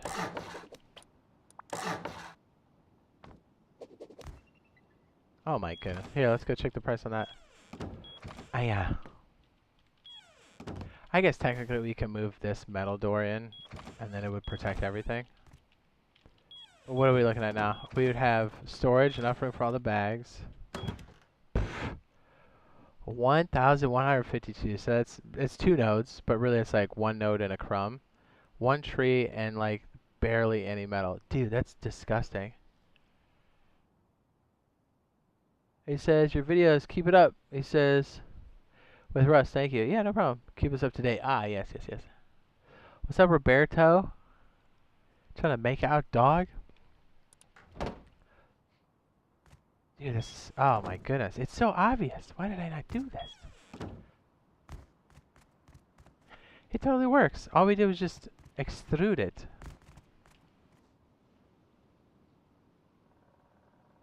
That is on the cheap, dog.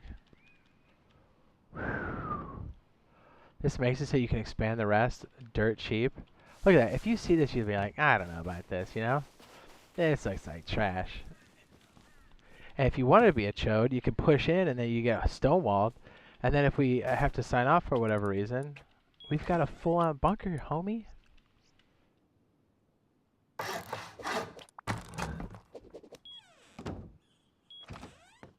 Boom. Sleeping bags go down here, no problem. That's hot, baby. I love it.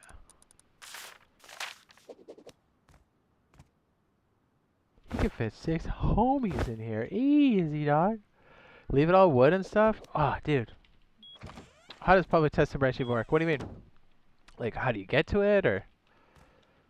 Dude, we can stick down a TC and stuff. Oh, dude. Hot.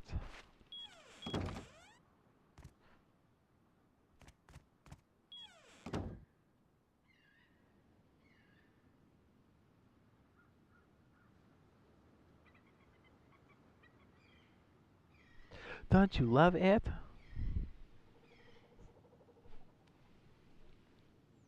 You can do it.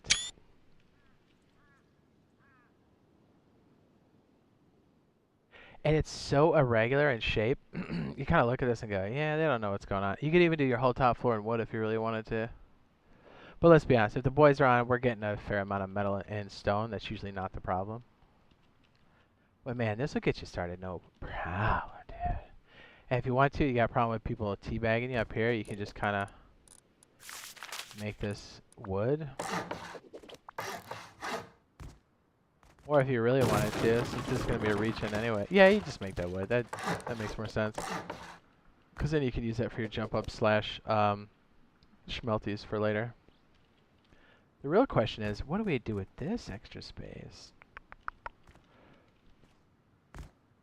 You know what?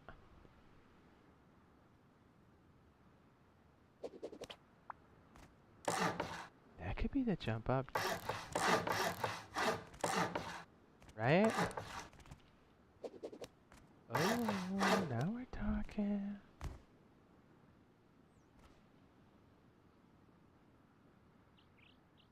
Oh, baby. That's looking good.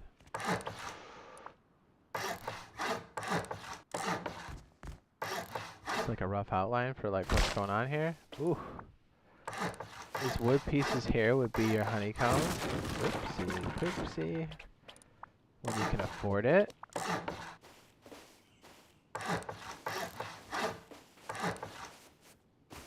Does that fit with this back side? Yeah, it sure does. Oh my goodness, that's sick. And sometimes servers for cargo says there is target servers where you can practice aim and stuff. This is where you can build. Yes. Do you want to know how to get to them? Is that what you're saying? It's a completely different download. That's if you're on main branch like normal Rust and you don't see them. That's why you need to go and search for Rust Console Edition Public Testing Branch and then download that if you have access to it.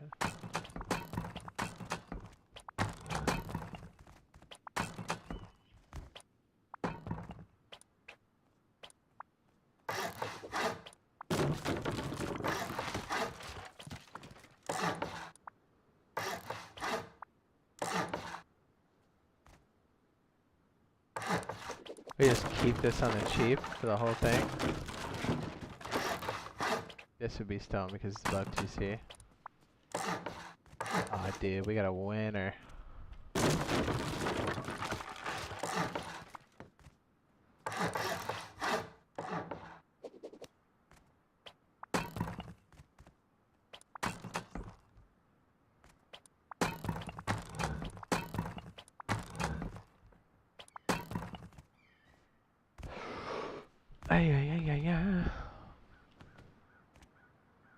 This is how to get onto it.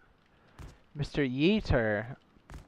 Yeah, you have to search for it. It's a separate download. It's not like a server you're gonna find on main branch. You gotta like go get it. Oh, this is hot. So if we did this, should we just loop it back around? I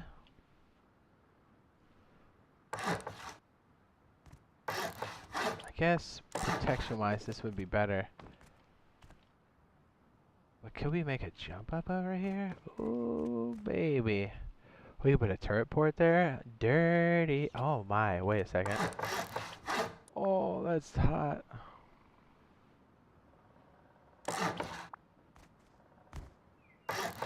Wait a second. Is this getting filthy?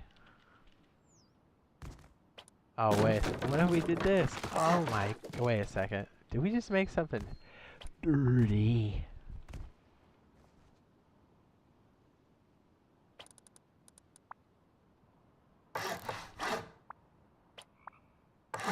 Holy shit.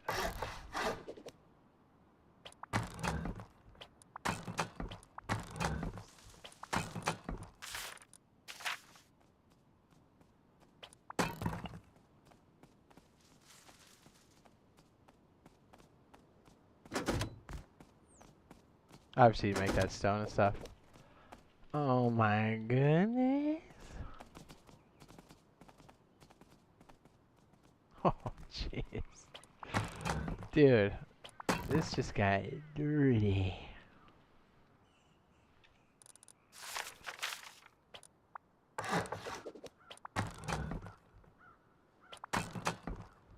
That's hot. Woo!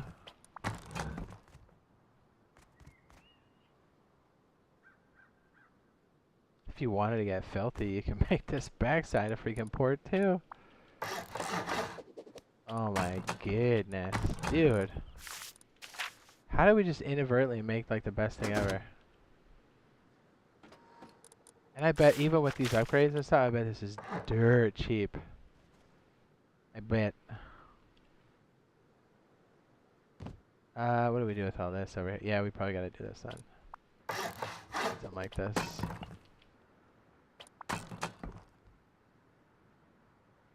What? Oh my goodness. We just slap a garage door or something there? You have 180 degrees coverage, right? Everything else is towards the water. Oh my, dude, you even have some back coverage because the way this sits out. Oh my, dude, that's gross. How did that? That's hot. I'm glad we took a second to look at this. Boys, that's filthy.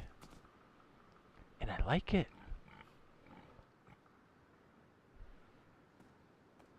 It says a rush, you can place a floor or anything in a frame.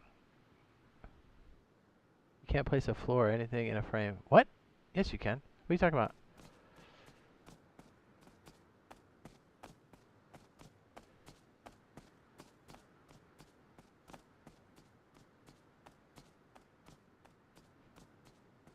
Yeah. Hot. Dude, this is gross. So if we had power too, where would we stick our cabinet? I mean, I guess we have this lip here that we could build out and then the cabinet. Well, no, not necessarily. We could throw a cabinet up here in a hallway or something. Yeah, like back here or something. Yeah.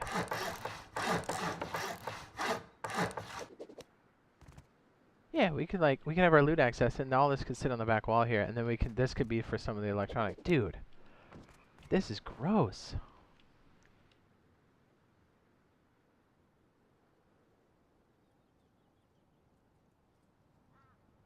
This is in Rust console being so laggy and buggy, nothing works. What? Yes, it does. I play all the time. What are you talking about?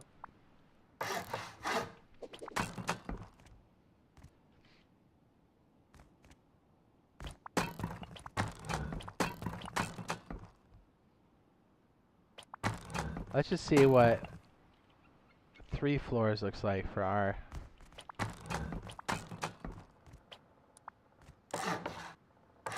I have to break this down a little bit, but...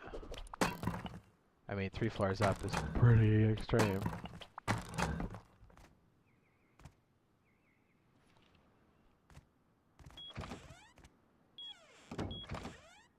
This goes into the bunker. What are we looking at? What's our upkeep? Low. Very low. I'm sure once we put it on the stone honeycomb on the outside, it's going to go up precipitously. But this will roughly be the cost if we don't go 3rd story and we put all the honeycomb on the outside. Dirty. we're keeping the metal costs down, and we're trying to go right to like. And this is so cheap. You could do 2 of these easy. More room for the homies. More room for the cooking. I like this crazy contraption in the front. Like, if you're on the water like this, you got crazy coverage off the coast. Ooh, dirty. If you want to get stupid, you can come up here on the rooftop and put some turrets up to go towards the water, which most people aren't going to come from. Whew, dude. Dude. I'm not gonna lie, that's pretty hot. Boom. Oh my goodness. Yeah, so we can stick some of the utility closet stuff here. How many turrets do we have out there? We're sitting on... we still need the ability to hit the door here. Easy though, right? We could put some components on the wall. Easy.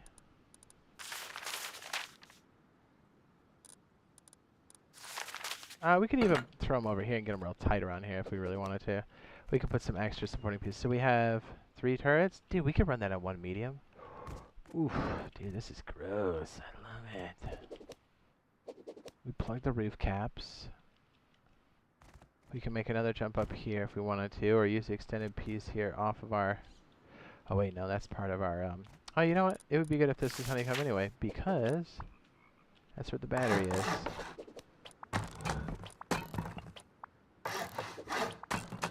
Not a bad thing.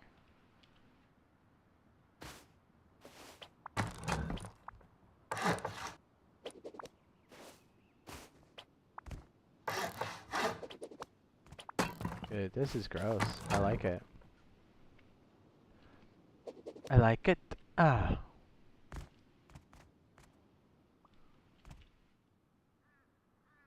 Yeah, we could really do some damage with this.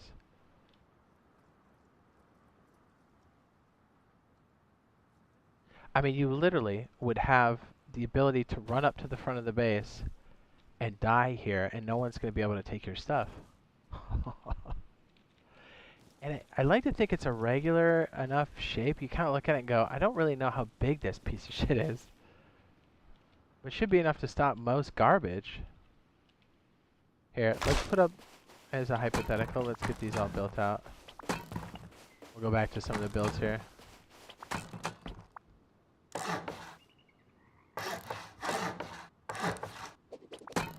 At the very least, if you're going to sign out, you want to make sure you have your stone honeycomb up. You know, it's not going to stop everything, but it'll stop a lot of trash.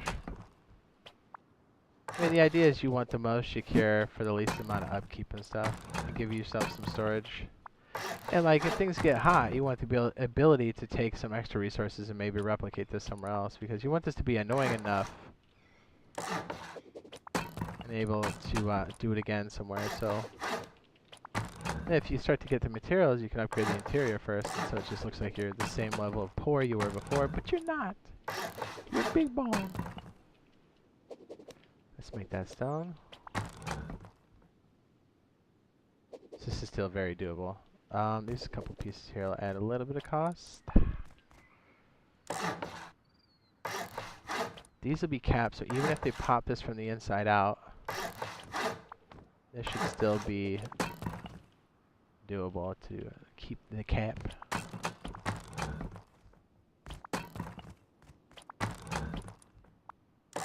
So if we're running this off a regular battery, right, or I'm sorry, a medium battery, we're looking at... we're just getting a rough idea of how much this is going to cost us. I mean, a 3rd-story solution with crazy amounts of turrets. Alright, so let's slap up, hypothetically, where some of these would go. So we have northeast.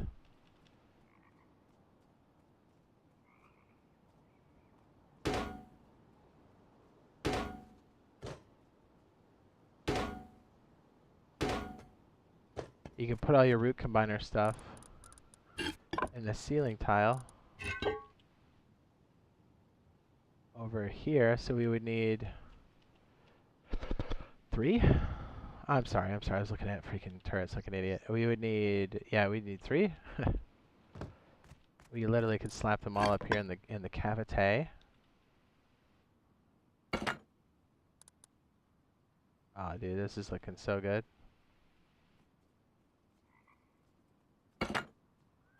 You have room for extras. You bring her down into the main unit. You use the ceiling to tuck all these away. Let's see what this looks like from downstairs. What solar panels, dude? What do you mean? You would have no idea what is going on here.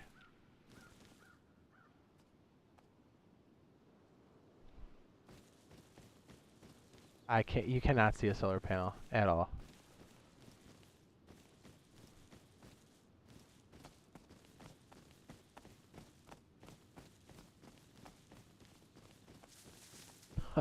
It's so dirty.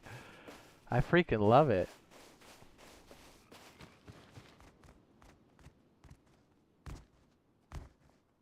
And you just see the corner of it right there. Let's call this one the crowbar, baby. Pry in there and get that cheese.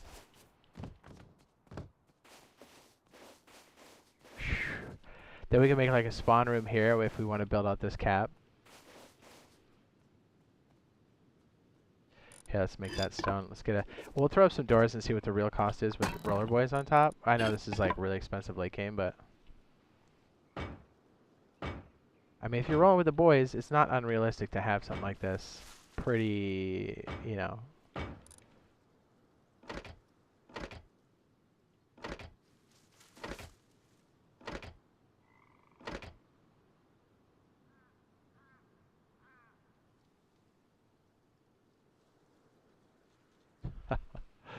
It's so dirty, dude.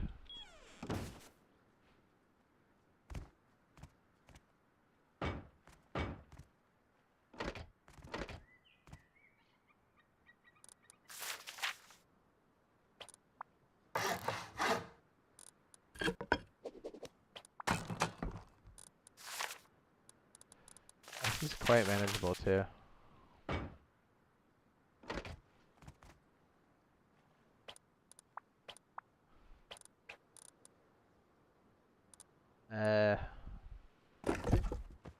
Farnacios, hello.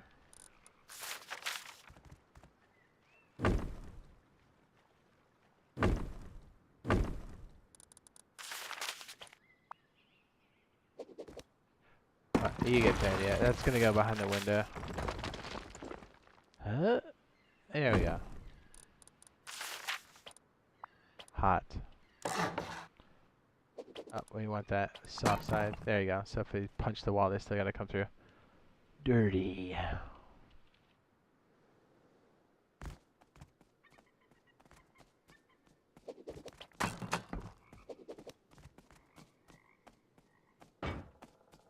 They don't have to be roller boys in here. They could be swing doors if you really wanted them to be.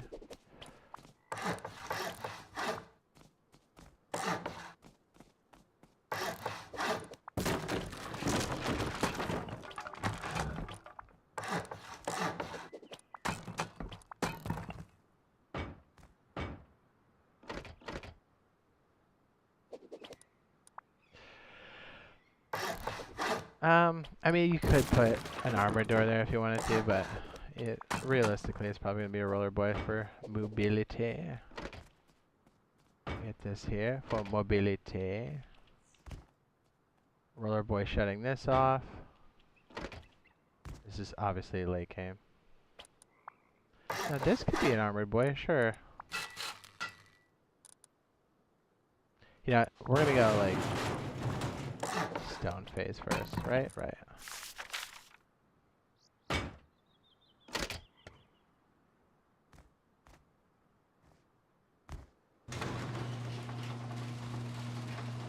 Now let's take a look at the upkeep. I think this is pretty close. I know we'd make some more tweaks, but alright, let's see what the upkeep is. Oh, let's put a shelf down here. Could probably make that wood. It's not helping with our raid stuff, really. So we could technically keep it, or you keep a stone since it's in the core. I don't know.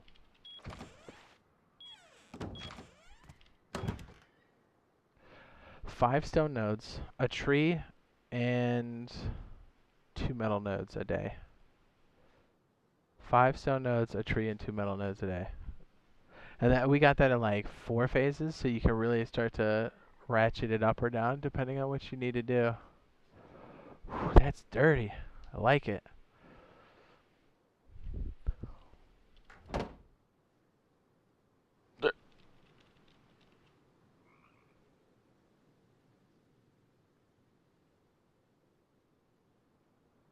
The quad solar panels is more than enough to run all these.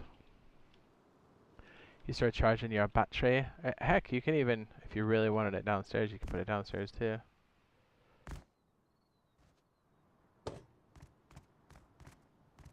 That's awesome.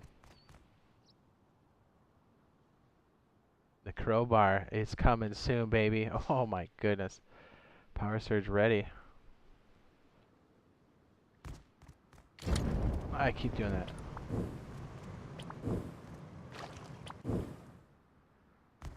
Let's do it again.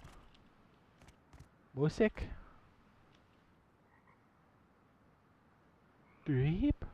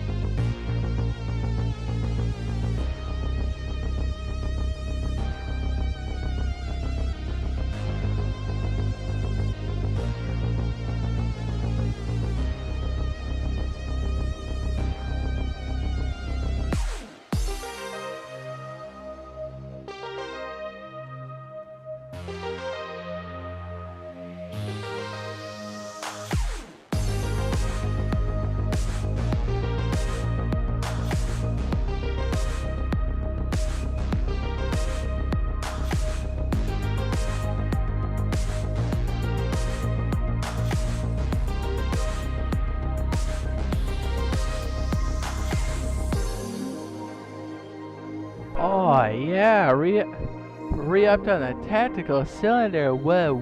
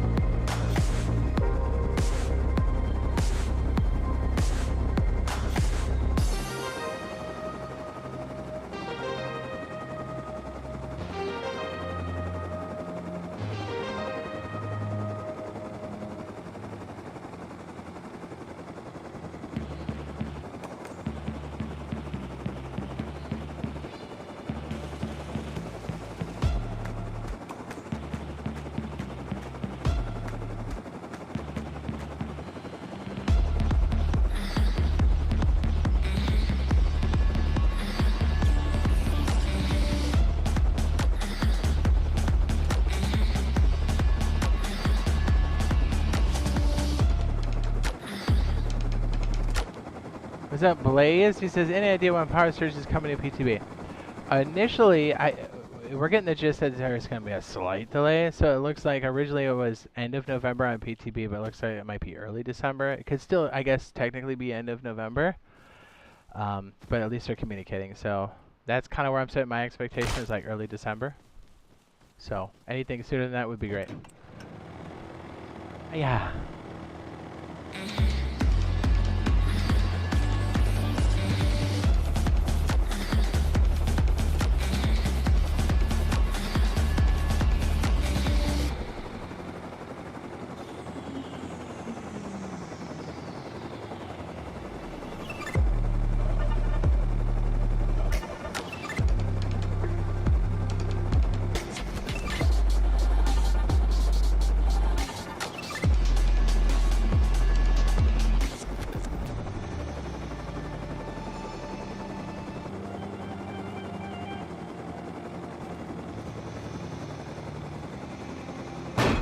Oh, I thought I had that smooth. Oh, no.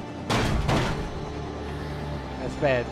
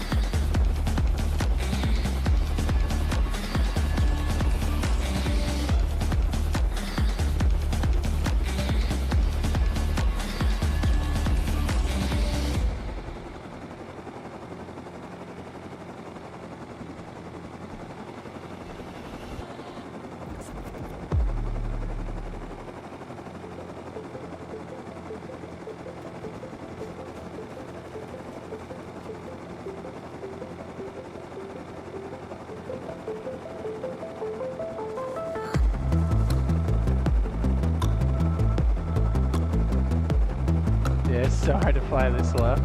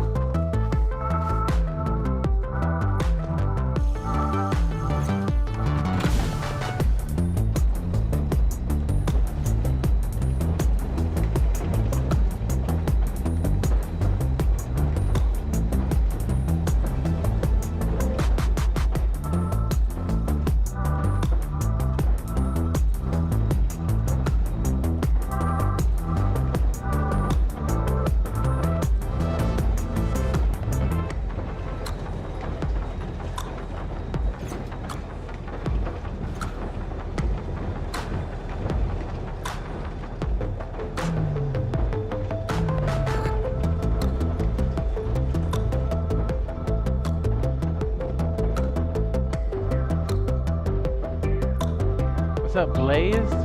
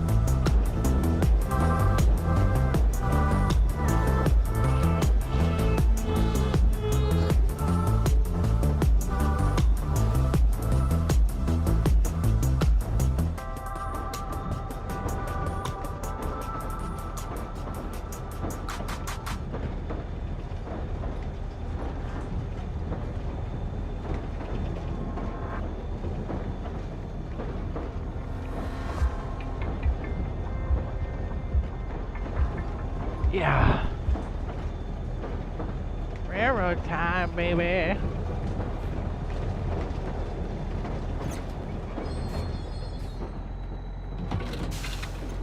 I mean, dude, on the train is dope.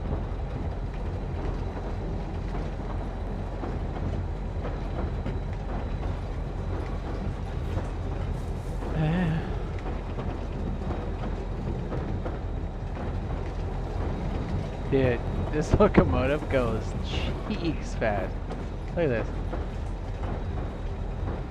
We were going stupid fast.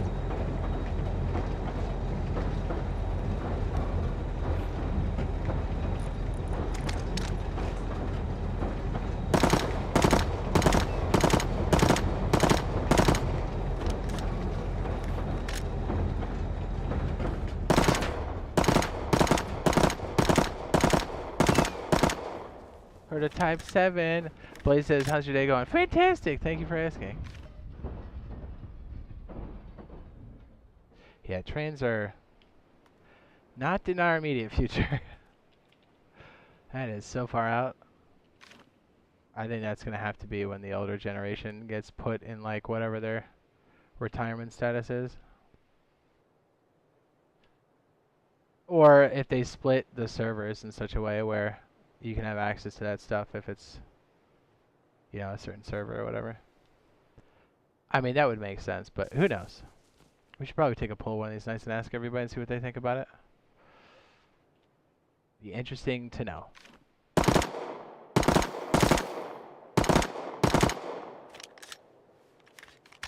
Yeah. I think there was one more electronic thing that I was thinking of. I'm drawing a blank. Go there and take a look again. I was just, thought it'd be fun to get on the freaking train tracks.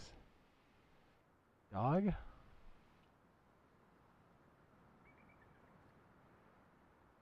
Who dis? Ouch.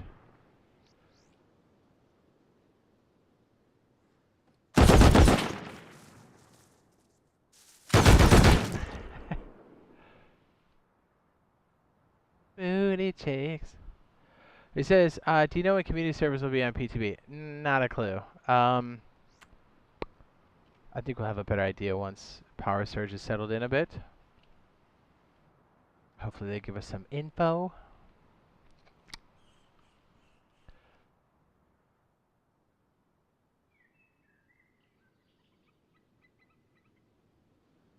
Boy.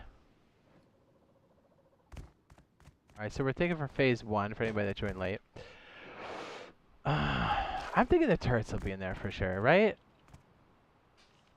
We're thinking for phase 1, it's got to be some form of gathering electricity. So solar panels, wind turbine. Probably the large battery and small battery. Maybe the medium battery. Some basics like the branch, the switch, the kick plate, the light, the door controller, and the red button. Well, I forget what that one's officially called. You can do a lot with these, if that's the case. And I think second stage will be more advanced things. I don't know if this will be in, and I don't know if the elevator will be in, but everything else in here is probably fair game for stage 2. I'm guessing. I guess our controller. Hang on. Where is it? It's under tools, I think, right? Am I under tools? I am. So RF transmitter is going to go in this category. Whenever the RF broadcaster is going, it's going to be where this goes as well. And I believe RF transmitter is going to be in that mix too. Does Farming 2.0 come out with power? No. I wish it did, but no. Farming 2.0 is going to be a whole nother can of worms. But good, though. But power needs to come in first and be stable and all that good stuff before they can add that in. Power Surge still coming next month? I hope so. Trucker Games, I hope so. We're hopeful. The heater, and again, any of these can slide over. I think the HBF sensor is going to be that stage 2 wave release in the PTB. And more of the logic circuits, probably the timer and more of these logic pieces, and then the display. Blocker might be in stage 1. Memory cell for sure is not going to be. I'm almost positive that's not going to be in the first wave. And then the randomizer. I forgot about that one. I knew I forgot one. And then what else? What else? I feel like there's one more where and switch. I feel like there's another one. Let me check the row real fast. Make sure we're row real fast. Can't talk. Dog. Says, good deal. I know, right? I'm down, dude. I'm down. Obviously, all this extra stuff here is Rust Plus type stuff. So until we know what's going on with the application, these little guys here will be out of the question. Let's go ahead and put up an example here. And an example here. Where are you, Mr. Vending Machine Man?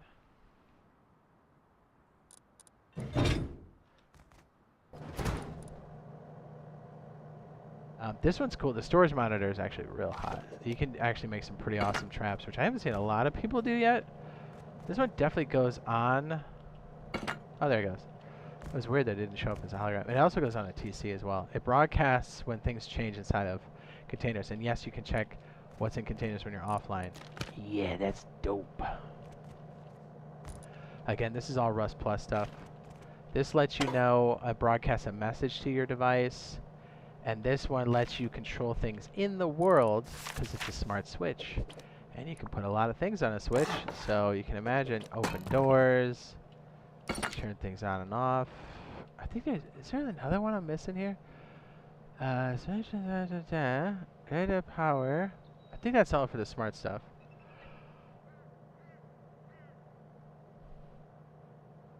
Is there one more? No? Smart switch, smart alarm. Those are the big ones. They don't seem like a big deal, but oh man, are they. So everything on this like square here is all going to be like Rust Plus type stuff. So likely not anywhere close to now. Maybe not even ever if they don't figure out what's going on with the Rust Plus application. I think they will bring it in eventually. It's just a matter of when. But this is nowhere that I can see on the horizon yet, but I could be wrong. And this is most likely stage 2 stuff. I think the elevator and the computer station are probably not going to be in. If they are, it'll be later. Does that make sense? I think that's what we're looking at, honestly. So I'm thinking, we're probably going to wrap this down here pretty soon. Unless we can think of one more thing we got to throw up here. I'm thinking about doing another stream later. We've got a Rust video later today. I think it's like 2 hours or something like that. But I'm also thinking about doing New World. possibly tonight, or Satisfactory as another stream, since my internet freaking works. Not sure. Although I do know we're going to be broadcasting and streaming a wipe solo or a duo or like a smaller group, I think, this coming week. So since today's Sunday, probably not tonight. We're probably going to do an alternate stream tonight, whether it be New World or Satisfactory. But we'll definitely have a Rust video later. I'm trying to think of what else is going on this week. This coming Friday, Star Citizen IAE is going to be a thing. That's going to be super cool. Very excited about that. If you like science fiction, I'd recommend swinging by. You get a space boner for free. Let's see what else. What else is going on this week? Hopefully we hear some more info as to what's cooking for us long term, but I don't think we'll hear or see anything about Power Surge probably until the week after or 2 weeks from now. That's my guess. What's up? He says, hi, Jade. Love you from Iran. What's up? What else? What else? Oh, yeah, let's check our polls and see how many people have checked in. Okay, so the water audio glitch is when you leave a water vehicle and your sound cuts out, where you basically have to shut down the game and then relaunch it again to get your audio back to normal. Audio crashes, I think, is what they're calling it officially. I said, have you run into the audio water glitch on PTB only? 33% said, what audio glitch? 32% said yes, which is not good, which means we'll probably have another iteration of the PTB to fix that, possibly. Sorry for the yawn. My goodness. And then 17% said no, and then a whopping 18% said I smell like beef. You know, I'm proud of you. 187 people have voted up to this point. Says, so Jade, I know this is PC, but it's Power Surge on PTB and what's going on? We're looking at getting Power Surge soon on PTB. This isn't on PTB yet. I wish. If we had access to this, we would be running this whole thing on there, straight up. But we do have a bit more, since we have custom servers here, I have a bit more control to do things. So that's why we kind of give you guys a preview of like what's going on. Although we did a lot of basic setups. If you want to rewind the stream, we've got a basic setup for how to combine things, basic power setup, some of the rundown for lights and stuff. This is most likely, all this stuff is most likely going to be available for the first iteration. The stage 1 is what they're calling it, right? Stage 1? Power Surge on PTB.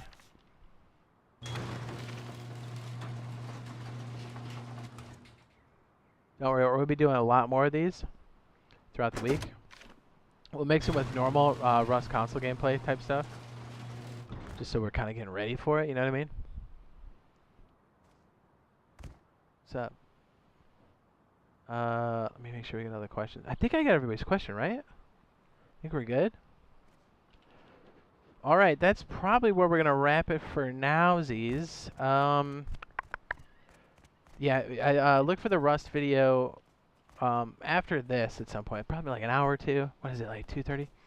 And then we'll throw up some New World as well. If we can squeeze New World before the video, that would be great. I'm not really sure what the schedule is yet, but I think we're gonna try to do some New World with the boys. And we still got some Rust stuff cooking, a lot of exciting stuff. Even though the release isn't gonna be this week or next on PTB, we're gonna still be pretty heavy in it, and we'll still be playing on the console side. So a lot of exciting stuff. Testing and banging on the pipes for PTB to make sure that it's running well, and hopefully we can help them move it along a bit better. Yeah, since I'm already staring at the sign, if you'd like to support the channel above and beyond, there is merch. It should be below this live stream / video, depending on when you watch this. It's right inside of YouTube. It's done with a, what would they call it? A verified vendor for YouTube. It's Teespring, well known, so you can do everything inside of YouTube if you want to. And again, that's above and beyond, but I do appreciate everybody being here, being part of the channel, showing up, talking to us. Much appreciated. It's always a good time. Glad you guys were here, and we should have some pretty banger stuff coming through this week, man. I'm very excited. I'm excited to try New World later, too.